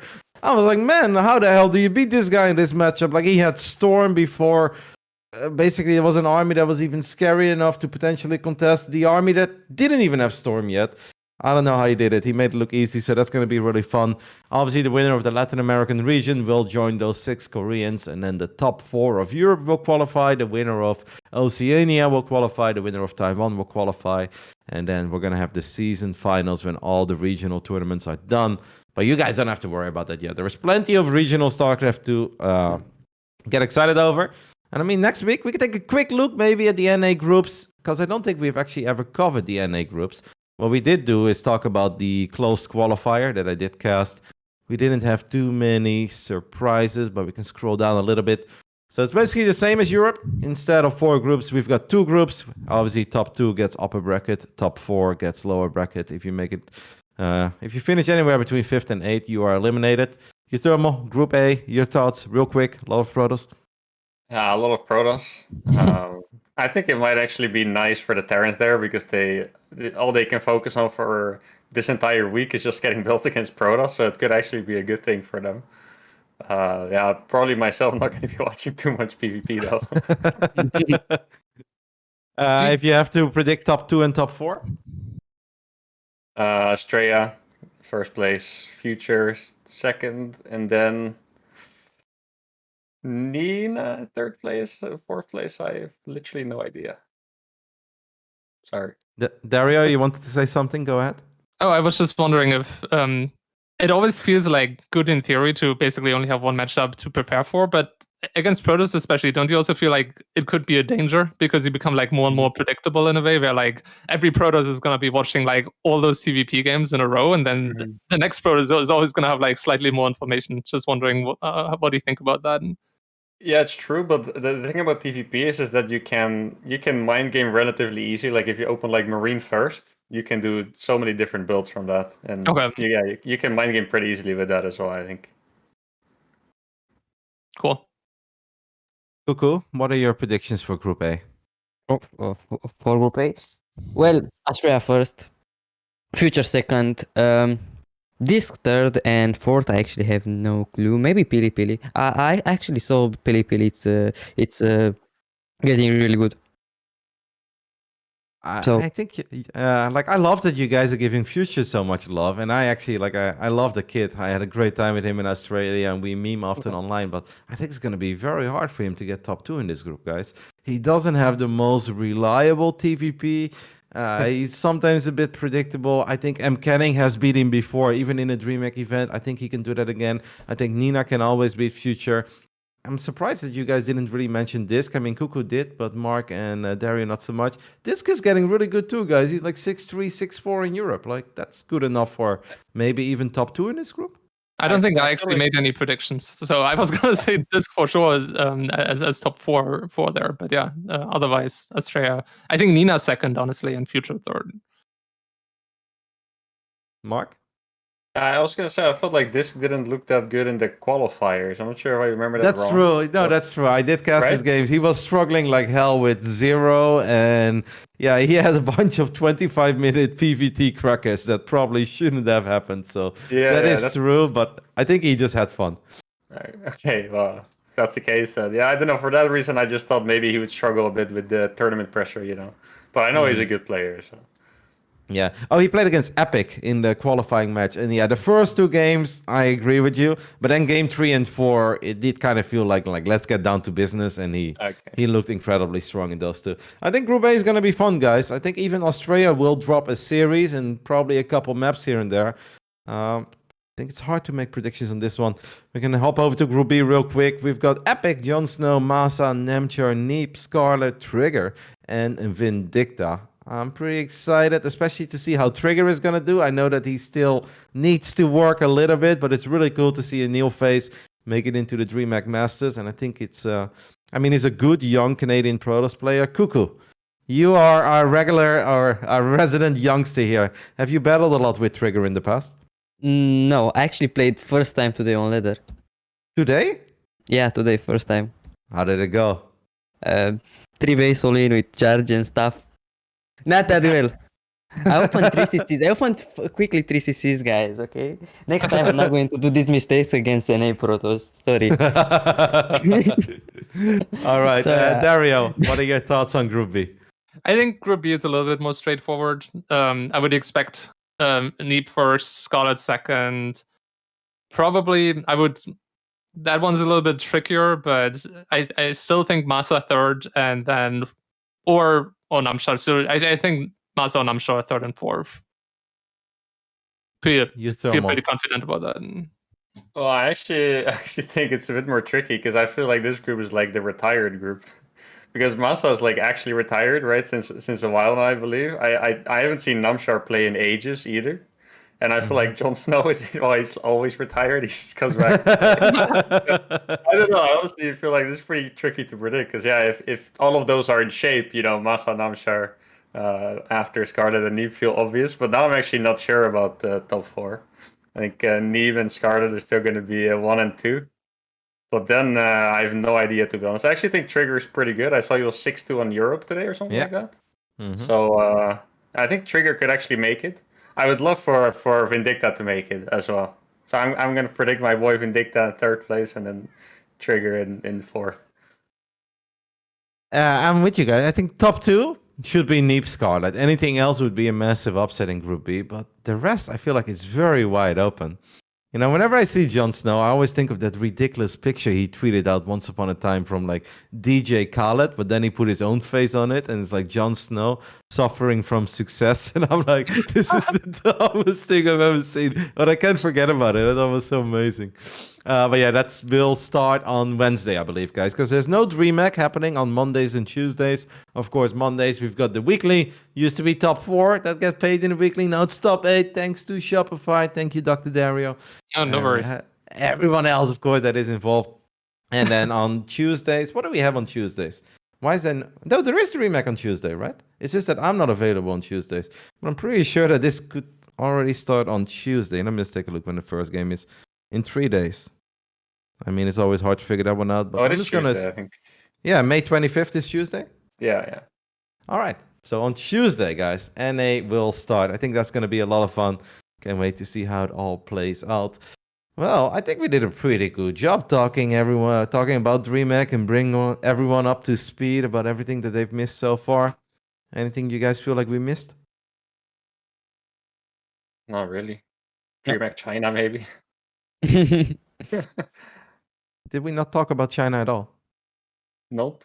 Nope. I don't think so. But I also don't think they've played. No, they haven't. Yeah, makes sense. In 4 days. Okay. We talked about NA, but not China. Yeah, of course. But yeah, they haven't played yet. All right, Cobra. Let's take a look at the 2 groups of DreamHack China. Group A, we've got 3 Terrans and a Protoss. Group B, we've got 3 Protoss and a Terran. It's kind of funny how like both China and Taiwan, Hong Kong, Japan, etc. doesn't only have 2 races. Yeah. Like one is Protoss and Zerg, and this one is pure Terran and Protoss, right? Mm-hmm. You know, Oceania was the same. All 4 Zergs got eliminated in the groups. It is just Protoss and 1 Terran in the bracket. You know, I'm always sad that XY didn't really keep playing. Because I felt like when I casted him back then, and I think it was in Shenzhen, he had that cool series against Parting where he almost won. And I got pretty excited over him. I thought he was going to be really good, guys. And it just never really happened. But XY is pretty old as well, isn't he? At least in my memory, is like 31 or something. Yeah, but then you look at Kaz and he's microing better than ever before, mate. So that shouldn't stop him. That's actually true. Yeah, yeah, he's 33. XY? He is, XY. He is 1 month younger than I am. He's born in 1987, June 9th. I mean, DreamHack Winter Mark, I'm coming for you, mate, so you better get ready. All right, guys. Well, that's Group B. That will also start in a couple of days. That's obviously taking place very early into the day. And I'm sure that our lovely Aussies will cover it. Hasn't not been announced yet, but I'm expecting Pig, Maynard, Zeth, and a couple of others to talk to you guys about those games. And that's going to do it. Let's take a look at the Q&A, as we have 35 minutes to wrap this one up. And then we're going to talk, or we're all going to watch DreamHack, of course. I think it's already going on, Oceania that is, but we try to schedule this show from 3 to 5, and at 5 p.m. DreamHack Europe goes live. I will not be casting today. It's really weird how the scheduling works, guys, because normally like they always ask you for like a couple of days across the 3 weeks, but for some reason all the other casters were not available in the first week, so they just scheduled me for the first 3 days in a row, and that's a little bit weird. And then I'm doing tomorrow too. And then, like, the next 2 weeks when, you know, the groups are wrapping up, I'm barely doing anything, and I'm probably barely doing anything in the playoffs, but whatever, as long as everybody's happy. Let's take a look at the Q&A. As you guys can see, patreon.thepylonshow.com. On the top side, Cobra, please tell me that they have asked us a question at this point. Pulling them up right now. 1 second. All right, he's pulling them up. You know, Cobra, I'm always kind of sad that you never show your face. You've got beautiful blue hair. The people at home, they want to see your blue hairs. What's happening? Why so shy, Cobra? Usually, I'm not talent. I'm not, like, on camera. You are talent in my eyes. You are the man who's making all of this happen. You're moving us around, putting us in the right boxes. If you are not talent, none of us is talent, man. I'm not speaking talent. Usually, it's my job to make sure you have what you need. Like, show it on screen. Like, all right. Questions. Here we go. Oh, all right. I was actually going to ask Cuku a question, but I'm going to save that question for the end. Oh, So okay. let's just Oh, kick things off Actually, with gonna run to the bathroom. That's Right back. okay, mate. Take your time. Red Gunner guy, he's going to ask us, or he is asking us, how to engage with the casual and super casual players, those that only play versus bots, AI, co-op, arcade, how to connect and add value to these masses. Should we attempt to convert them into the more hardcore esports people or leave them be? Dario, I'm going to let you answer this one. Yeah, so of course, like a huge population of StarCraft players actually enjoys that kind of content over a one-on-one competitive StarCraft, and I think most of them will always stick to that, and there's like not that much sense in like trying to convert them into like hardcore one-on-one ladder game players. But I do think there's a lot of casual players like that do enjoy watching the esport aspect of it, seeing like what people are capable of. So the best way to connect with these people, I think, is through the esport aspect and like just making them aware of it. If you have a friend who plays like StarCraft like that, just like maybe watch some events with them and like try to explain that competitive side a little bit. Of course, like the more we have in the launcher, the better, where people that are playing those kind of game modes can just see, oh, cool, like I can just click a button and watch that stream. So I think that's like the best thing you can do, and that relies a lot on what Blizzard does and what kind of resources they have. But that's my view. Cuku, do you have any things that you always feel Blizzard should have done, or maybe ESL should have done that hasn't happened yet? for casual players? Yeah, just to make the esports scene a little more appealing to the guys out there that like StarCraft but don't necessarily follow the esports scene. No, I actually have no idea what Blizzard or they should do to like make the esports scene more appear to these guys. For example, I know my father. My father used to play only against AIs, and since I forced him to watch pro games, now he's watching pro games and DreamHacks, and that's awesome. So I don't know. Yeah, but I think you're kind of answering the question there. Like, that is super awesome, and I agree with Dario. I always feel that they could have done a little bit more on Battle.net, right? Like, it doesn't have to be super in their face. It doesn't have to automatically play. But I think it'd be so nice that whenever people open co-op on Battle.net, that there is also a little message in the top right side that says, hey, DreamHack SC2 Masters Summer is currently going on. Would you like to watch this? As long as it's one click away, I feel like people would watch. But as soon as like you make it just in the news post where then people have to type it into their own browser, that's already where we lose them, right? Because people just don't want to do that in general. So Yeah. love to see some more promotion within the actual game client, or indeed just the launcher itself. But that's fine. I don't think that Euthermal really has to answer this one. So let's go ahead and move on to the next question of our Q&A. You guys can still submit your questions. Whenever I see Fear Dragon's name, I already know that it's going to be ridiculous. But Ravi Parikh is asking us, you have a $1 million budget to fundamentally change the way StarCraft 2 maps in any way that does not affect gameplay. You cannot change balance or the way that units interact with the maps, but you can change anything else. Look and feel about the maps exist work. What do you do? Euthermal, $1 million, and the world is yours. What do you do? I don't know. Without changing balance or the way units interact. Like, I don't know. I feel like if you can only make it look like super fancy and shiny, but it would just be distracting at the same time. So I have no idea, to be honest. I think we need to like clarify what he means by that exactly. Like, for example, would having some features that we're not using right now be allowed? For example, like I know people can put in like Zerg eggs on the map, and people can like have destructible watchtowers. Like, are those kind of features allowed, or do we just have to like stick to like the same format we have right now? I think anything like neutral missile turrets. We've seen that in the past. Yeah. So that's allowed, right? It's just I guess we just can't make like, I don't know, like minerals mine like 3 times as much or something like that. Is that where it's coming from? I have an idea. You know how a lot of games have these gates, right? Like you stand in front of a gate and then it's like, and then it opens. What if we just make random gates on the maps that open every 30 seconds and close every 30 seconds? Because then you're like chasing an army and then like they're chasing you and then all of a sudden the gates close and you can turn around and fight half the army. What about that, Dario? I mean, I think the main issue of features like that is that StarCraft 2 pathing always gets messed up by that kind of stuff. But I mean, I'd love to see more creative features like that, like even like having a teleporter on a map or something like that. If it works in a really Yes. clean way, where like units actually don't act like total idiots, that's like the main issue when it comes to that stuff. But like to answer that question in like a more like serious manner than maybe Fear Dragon even intended, seeing him troll in chat.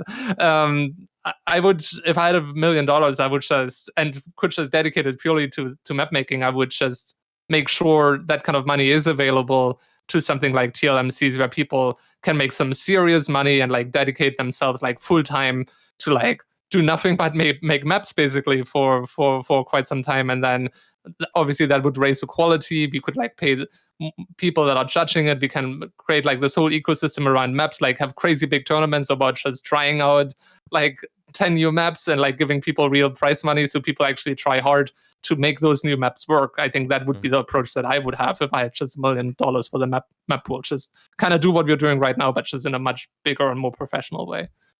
Cuku, what about an energy fountain? An energy fountain? Oh no! Like imagine you MP the High Templars, and High Templars go in that energy, whatever, and they get the energy back. Not worth it. Yeah. Oh, No? yeah, but you can also move your ghost to the energy true, fountain, and you that's, can EMP for days. Okay, fair. That's fair. I want a sponsored fountain of G Fuel or like whatever Rockstar Energy or like something, and you run through there, and it gives your High Templar a refresh of mana or something like that. You plug in your sponsor. A temporary speed maps. boost. No, Or like, what about the refills fountain mana, of not Red? speed boost. Thermal, listen to me. The fountain of Red Bull. You put your Marines there. Marines have wings; they can fly now. Thermal is not contractually allowed to answer that question. As someone who's an ex-manager. All right, Thermal, the fountain of Monster. Your Marines level up and basically. All right. This question, I was just confused by like the $1 million budget. It's like, I'm just imagining like everything like 3D. When zealots charge at you, they like come at you through the screen. I think with $1 million we could do a lot, Fear Dragon. Good luck. I believe he's a proud holder of Dogecoin, so let it go to the moon, and we'll take it from there. All right, Cobra, show us the next question. Next up, this is actually a question from last week that we skipped over because the news wasn't out yet, and we were like, we should probably hold off on this, and so now we're answering it. All right. Hyperturtle asked us last week, ESL and DreamHack have been taking an active role with choosing map pools and have been testing the idea of running mapmaker events. How else would you like to see them get involved in design choices? Should they also be participating in balance changes? Dario, you want to talk about this?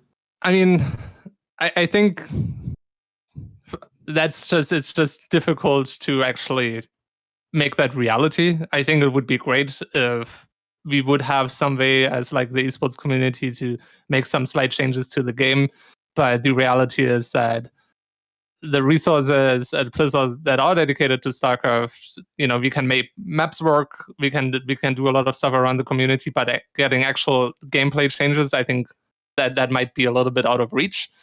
Maybe there's some future where that could be possible, but like that's like a level of control over a game that pretty much no like developer, no publisher of games has ever provided to like a third party, I would say, unless they just say, okay, we'll just make the code like completely open source and like completely step away from the game, and now you guys figure out like the server situation and everything like that. So I think that's just unfortunately not realistic. Cuku? No, I actually, to be honest, after I saw like the new maps, my Terran heart actually wants ESL and DreamHack to move to the balance changes also. If the balance changes are like how the maps are, I'm going to go to the moon, as Rotti would say.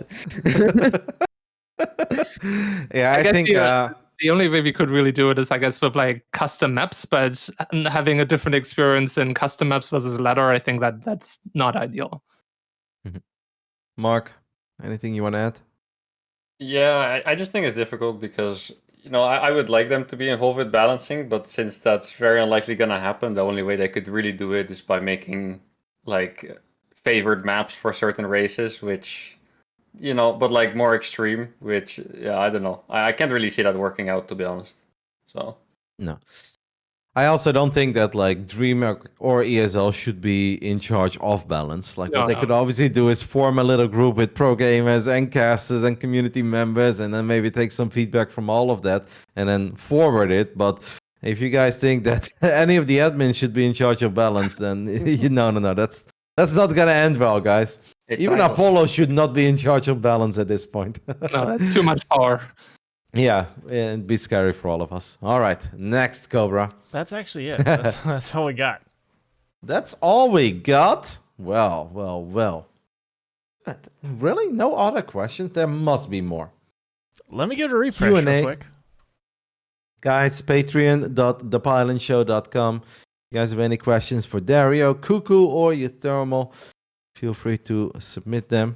This is usually an early hour, so people are used to doing it on a Wednesday. So, Cobra, you're just making it so hard for all of us. You know, Cuku, I did have a question for you. Because obviously in the beginning of the show, I mentioned that you have a active group of youngsters on the European server. You guys all hang out. Do you want to talk a little bit about your friends, the guys that you spend time with, and about their skill level, and who you think could really make a big splash on the European scene in the upcoming months? Well, yeah, we have this like little Discord server full with young peoples. They sometimes play other games, but I'm here, guys. I'm here to try to put them on the right path and still play StarCraft. I'm trying. And play more StarCraft. And since yesterday, I told you guys they actually starting playing more StarCraft than they used to. So that's great, I guess. And yeah, I don't know. Like I feel like there are a lot of people in the Discord server who got a lot of potential. I'm actually expecting Battleby make it in one of the DreamHacks this year. I know that he was a bit sad after the DreamHack qualifiers, but I think he can actually do it this season to make it in one of the DreamHacks. And yeah, I would say Ghosty. Battleby is a 17-year-old German Terran player. It's 18. Right? 18. Okay, yeah. Can you give us some names? Give us some names of players that are in this server and tell us how old they are and what level they currently have. Sure. Okay, so Battleby, Ghosty, which is 14 and he's 5'7", 5'8" at the moment. Baby Marine, which is Rainer's little brother, he's 5'7", 5'8" at the moment, and he's 15. He's going to turn 16 soon, in like 2 months, I think, 1st July. So he's going to be allowed to participate in DreamHack at that time. Mm-hmm. So I know that he's very excited for it. And yeah, that's that. Also Fijant. So I'm not sure how I'm supposed to pronounce the name, but he's like 14 or 15, and he's like 4.9, 5K. I saw it once at 5.2 in the ladder. So I think he got some potential. If he's practicing, he can do it. And obviously Cuku. What's the level of Cuku right now? Around 5'7". Sometimes make it close to 5'8", 5'9", but I actually saw it, but I saw it too late. The last Monday, you actually played a best of 3 against Baby Marine in the European Pro Tour Weekly, didn't you? Oh, how did that go? That must have been a bit funny for you guys, because I know that you guys talk a lot with each other. And then you look at the bracket and you're like, uh-oh, we're going to battle in the round of 64. Yeah, Baby Marine sent me a screenshot and on the Discord server, and he was like, "Okay, guys, I got a big boy," and I was like, "Okay, guys, I got the Italian kid, so let's see how it's going on." And yeah, every time when I'm playing against Baby Marine, I feel like TVT wise we are pretty evenly matched, and they are really close games, and I feel like everybody can, like both of us can win. So most of the times the games are going to the little details and the little mistakes which decide the winner. But I don't know, for example, Sunday he beat me 2-1 in the Alpha X Junior. So I feel like it's pretty even between us in TVT specifically. You know, Cuku, now that we have you here, and you just mentioned the Alpha X Junior, we obviously had fantastic news today with Shopify supporting the pro scene, working together with ESL Pro Tour. If there is one thing that you would like to see to support more new up-and-coming players and the youngsters, guys that are between that 5,000 and 6,000 MMR region, is there one thing that you've thought of that I wish that this would get more attention, or I wish that this would happen? Like, the floor is yours. Anything you can think of? Can you repeat, please? I don't know. I Okay. didn't hear properly. So basically, we had great news, right? With Shopify teaming Yeah. up with ESL, and this is obviously great news for all the pro players and people that are already established. And it supports the up and comers too when it comes to the weekly tournaments, as now it makes top 8. But is there something that you feel the scene is missing that would motivate more people around the 5,000 to 6,000 MMR region to keep playing? Maybe just for the youngsters or just for guys that have always been kind of hanging in there, but never made that final jump. Like any creative tournament ideas you've ever been dreaming of? To be honest, like I was thinking a lot of the idea of a tournament with like an age restriction, and Alpha X Junior showed, and at the moment, to be honest, I don't really think so. Maybe there are some things like which can get better and help the young scene, but at the moment I actually have no idea. Maybe more tournaments with age restriction, like under 18. I know that it's also like a Destiny Star League tournament, which is still under 18. I don't know, maybe more teams to support the young players. And yeah, they should follow your example, Rotti. Hey, Cuku, would you watch a tournament that would only be for people above 32? A veteran league. A veteran league, yeah, for sure. I think that one would be really funny. And then we can do the winners of the youngster league versus the veterans. And hey, I think that's a really awesome community idea. I love it. Mark, do you have anything to add? Not really. Okay. Well, Cobra, do we have any other questions, or is that going to be it for the Pylon Show number 128?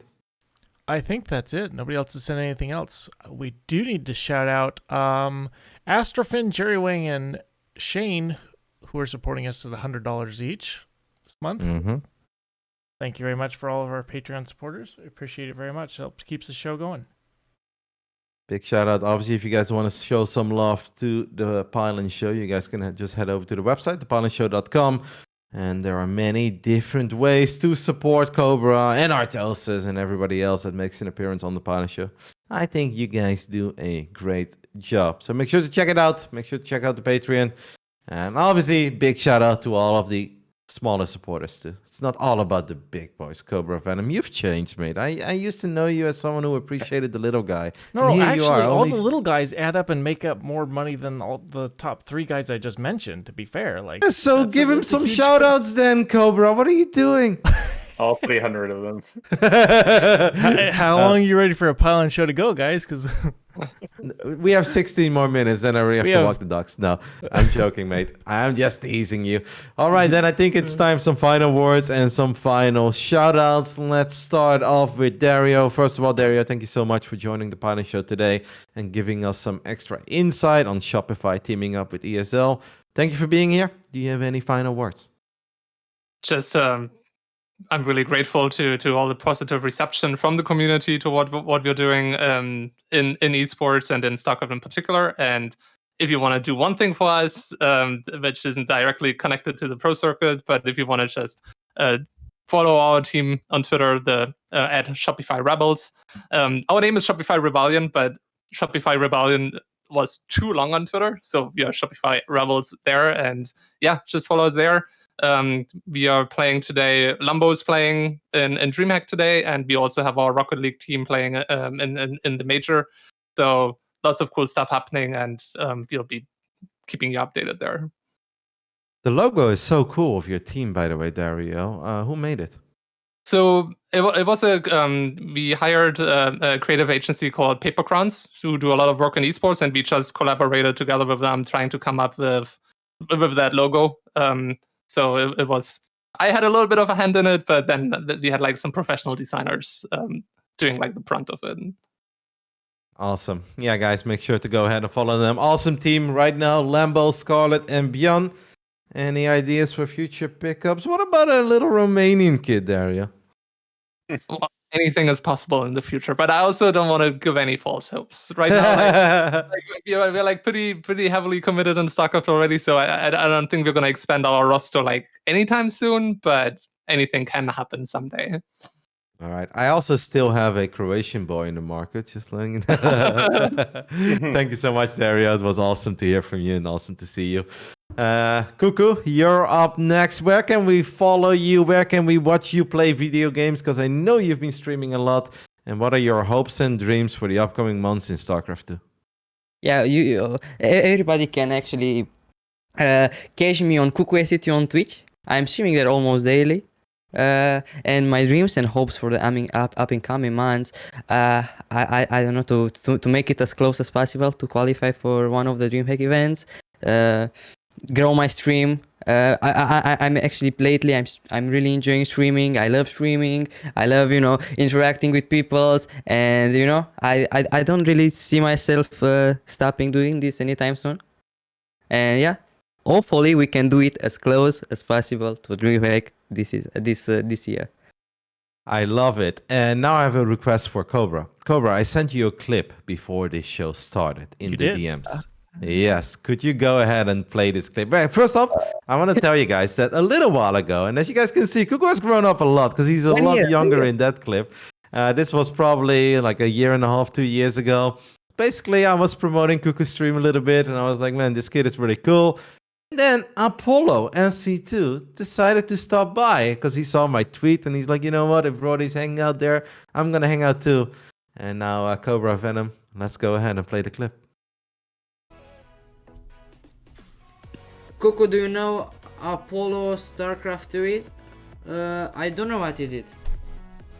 I really don't know what is it, Rotti.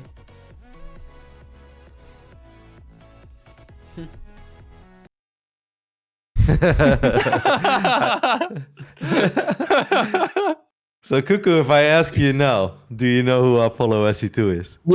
Yes, I know who Apollo is, Rotti. I know. I really know. Okay. I am happy that we got that sorted. And well, that's gonna do it, mate. I wish you all the best. Super awesome that you decided to join us on the very last moment, by the way, guys. I DM'd Cuku like 10 minutes before the show started. I was like, do you want to be on the Pylon show for the first time, Evan? He said, sure, Rotti, let's do it. I think that's awesome. Last but not least, Thermal, in the middle of his DreamHack season, still took 2 hours out of his day to join us and talk to us about StarCraft 2. Thank you so much, Mark. Do you have any final words, some shout-outs, some plans for the future? Well, I just want to say it feels good that there's a very positive vibe in StarCraft right now, especially with the Shopify announcement. So big shout out to Dario and the team, of course. Just awesome work.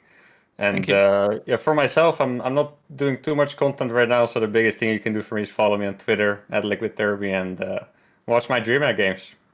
Playing again tomorrow. Yeah, tomorrow's against Goblin actually. So check it out tomorrow at 5 CEST. And thanks for the invite to the show. I guess Goblin. Well, Mark, if the stars align, you should be able to get a map there. If I prepare very well. You guys obviously very familiar with each other too, but that's going to be a lot of fun. And I think that is going to do it. I want to thank you guys so much for tuning in. Obviously, the VODs will be uploaded. And one more time, make sure to take a look at thepylonshow.com. And if you guys want to show some love to Cobra, who does a lot of fantastic work for this show, and of course works together with Dan very closely on making sure that the Pylon Show is an ongoing and fun project. If you guys can miss it, take a look at the Patreon too and find ways to support them one way or the other. And that's going to do it for number 128. We love you guys. Thank you so much for tuning in. The DreamHack StarCraft 2 Masters Summer will continue in 10 minutes from now. That should probably already be live with the pre-show. So I guess we're just going to go ahead and host that. And that is going to do it for now. Thank you guys so much. We're going to and have an amazing weekend wherever you may be. With Creighton Olson real quick. Sorry about that. He sent in the file real quick. And then we'll do the host like Rotti said. Sorry for interrupting your beautiful outro again. No worries. I don't know if people could actually hear that or not, but well, in case you guys could hear it. All right, they can. You know what, Cobra? Awesome. Why don't you just go ahead and end the show? I am done with this. I'm sorry. Thank you, everyone. Goodbye. Goodbye. Bye-bye. Goodbye.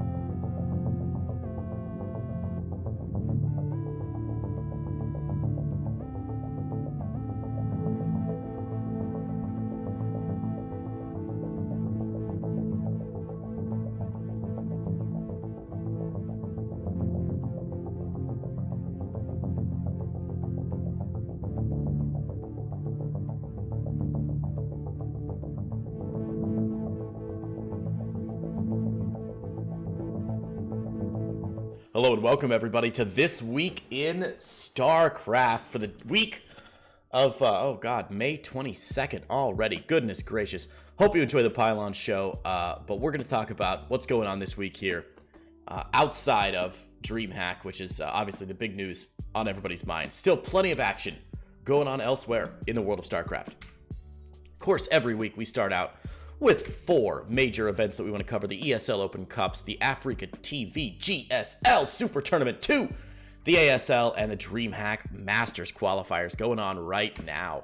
Of course, ESL Open Cups still happening every Monday despite the other DreamHack news. Standings haven't changed much. ESL Cup Korea most recently, Cure 3-1'd Parting in number 71. We got Clem 3-1 over Hero Marine himself in a TVT finals in Europe, and then 3-1 with Parting over Jaun in the grand finals. And thankfully Alessandro showing us how deep those NA players made it special, repping NA all the way to the semifinals. And then Starduck, I don't know if that counts as NA, but yeah, it's not Korea. We'll give it to him. And Estrella into the quarters as well. Very well done. By the way, big announcement, of course, this week from ESL. Those prize pools have now been doubled yet again. $800 on the line for each and every ESL Open Cup every week. The ASL still going on. Mini versus Zero coming up very soon. The 23rd, that's tomorrow. Check out day 2 of the quarterfinals on,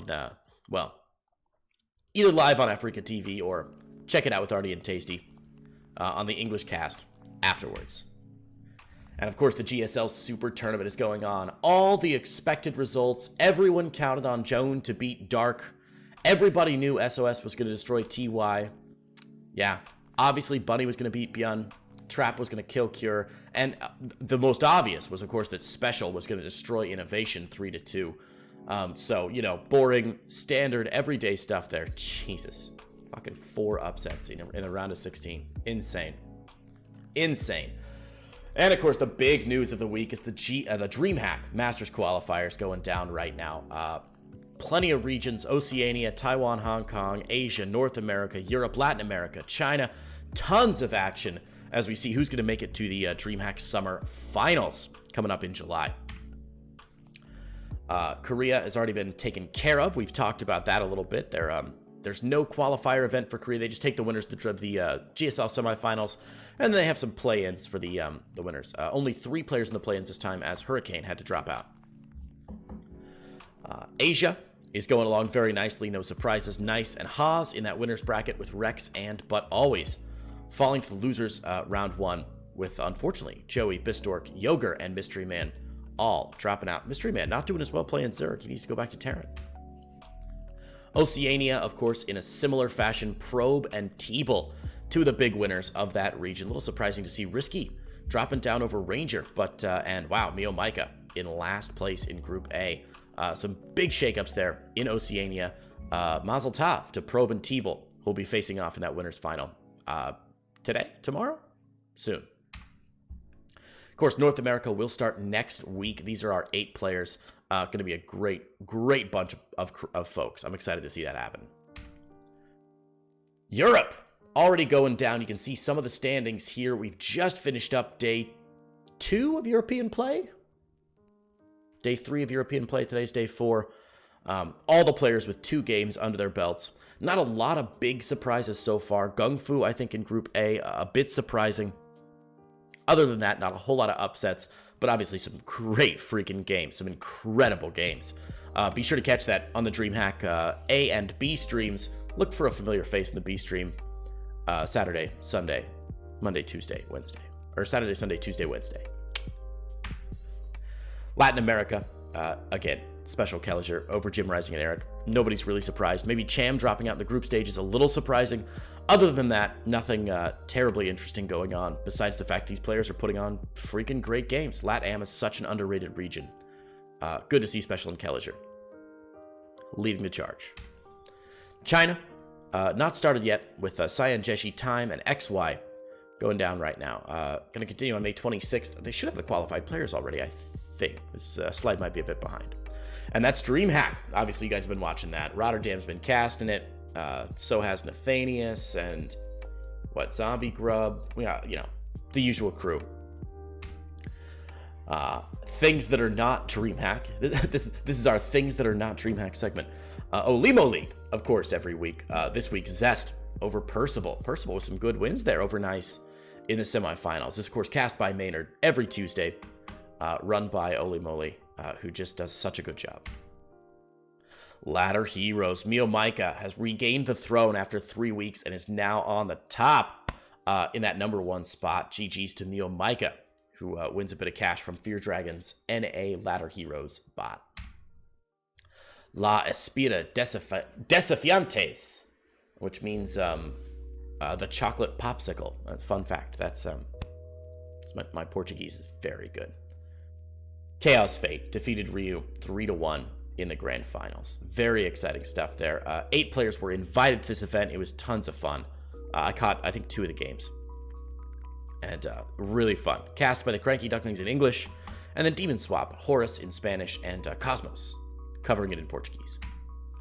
The OSC King of the Hill Weekly went on. It was such a good day. Special.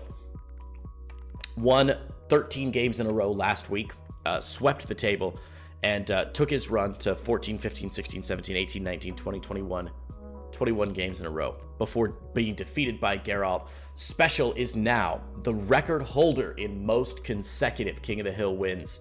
And Clem will be coming back hopefully next week. Maybe on Sunday, we'll see. The CSO Cup. Another nice mid-tier competition with Mindel VK taking out Starmodius in the grand finals. Check that one out with on the Twitch page, linked in the notes below. The iTax Trovo Weekly. Wow, what a wild photo of Lenok there. I did not know his hair was purple again. Attaboy, Lenok. Keep it weird, man. Lenok falling to Zest, and Nightmare defeating Keen 3-2. So the newcomers falling down a little bit, and our Protoss boys taking it all the way to the grand finals. Well played by Zest. No surprises that he won that one, but good to see Keen and Lenok back. The World Team League keeps on chugging, cast by Wardy. I cover some of the games. I'm going to be taking a couple weeks off, so mostly on Wardy's channel here. But right now, we got a lot of teams facing elimination. Team GP, Invictus Gaming, and Team Lao Power, all on the chopping block this week if they can't manage to get a win on the board. The real battle right now is for that 5th place spot, with Liquid, Shopify, and Alpha X all tussling for that number 5 spot to make the qualifier bracket. Or make the finals bracket.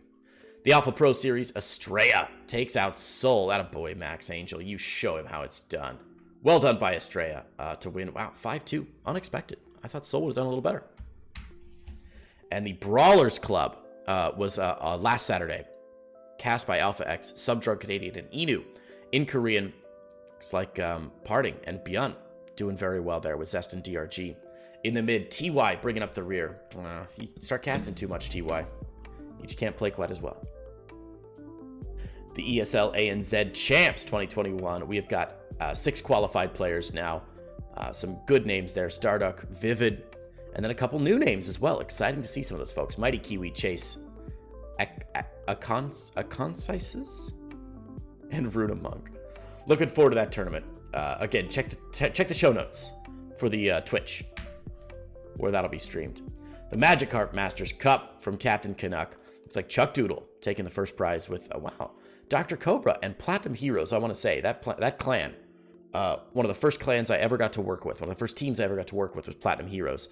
And they are always fielding somebody who makes it into the grand finals of the Magikarp Masters Cup. Very exciting. The Validity Team League group standings finishing up, it looks like, with Cryptic Gaming taking a clean 3-0 win. Very exciting stuff. This, of course, is the 4v4 league, and Chicken Man is going to cast those finals very soon. I'm excited. There we go. This is the other event from the Validity Team League, where we're still in the hunt here. Groups A and Group B working their way through. The winner, I'll buy your dinner tournament. $30 worth of takeout or delivery, with Bly taking out Geralt 4-3 in the grand finals. Wow. Bly squeaking a win there, but what a good grand finals. Bly and Geralt, both real hungry boys. Real hungry boys. The Pizza Pie Bi-Weekly coming back next weekend.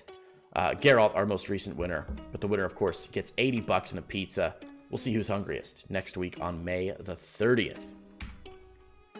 The Africa World, Poland versus France. This was such a good event. Laughing Games and Falcon Paladin doing some good stuff, and Poland just wiped the floor. Soli, Laser, and Mana taking down Clem, Drogo, and Denver 4-1. Whew. Africa World, May 22nd. That's tomorrow. Check it out. Zest and Armani. I think Zest may wipe the floor with Armani here, but we'll see how Armani's form is. And the New Worlds Map Contest, public voting ends on Monday. So please, go vote. Check out the maps. Give it a vote. All the links you need down below in the show notes.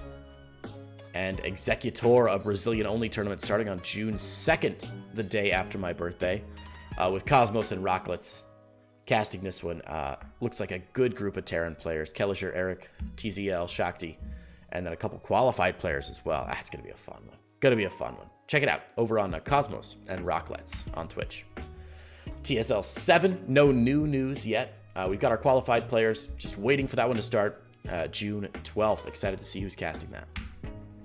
Next, 2021 StarCraft Masters NetEase, going to take place in June 2021. Again, been announced. Not a lot of news yet. And of course, I think the big StarCraft 2 announcement of the week, Apollo, put out a video very much looking like a mature CEO of a company and much less like a squeaky British caster that we all knew and loved from years ago. God, he's had a glow up, hasn't he? What a bro. Doubled the prize pool for the ESL Open Cups. They're going to return with the Signature Series, which is some nice like interviews and stuff with players. Very nice little video series. And the map making tournament, which has been announced as well. The Team Liquid map competition is back. And we're going to hopefully get some of those maps rotated into the ladder. Check out the link from ESL SC2, and you'll hear all from Sean Clark. It's weird to say his full name. It's weird. Brood War news, the Bombastic Star League is back, baby! This match already finished up. I don't actually know what the results are. With Boneth, Oxzerg, Aeon Zerg, and Jayun. Boneth holding the fort for those Protoss players, doing his best. And the Bombastic Gosu League starts on May 25th. That is Tuesday, I believe. 4 leagues with over 160 active players. This is going to be a great one. So check this one out. If you're into Bombastic Star League or you want to play a bit of Brood War, this is a great place to start. Also, the top of their logo looks a little bit like a butt, and that's cute. You see it? See that? See the butt? The Brood War G's Weekly, Bishop and Dandy again in the grand finals. I feel like I've seen this so many times. Very nicely done. Bishop winning those grand finals. The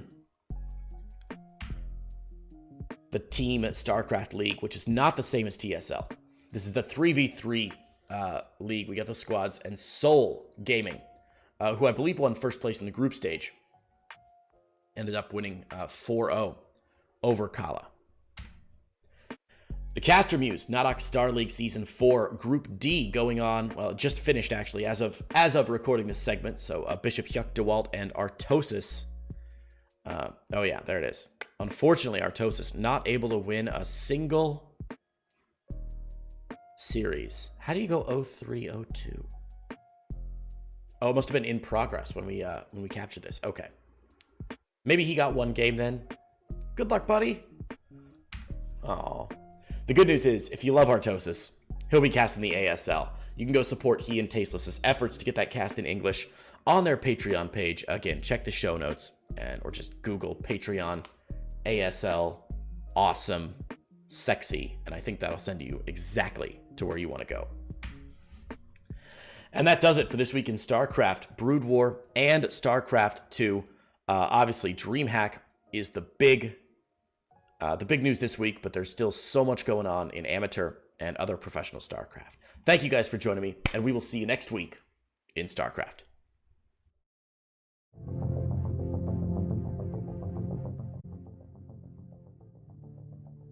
Thank you very much, everybody. See you next week.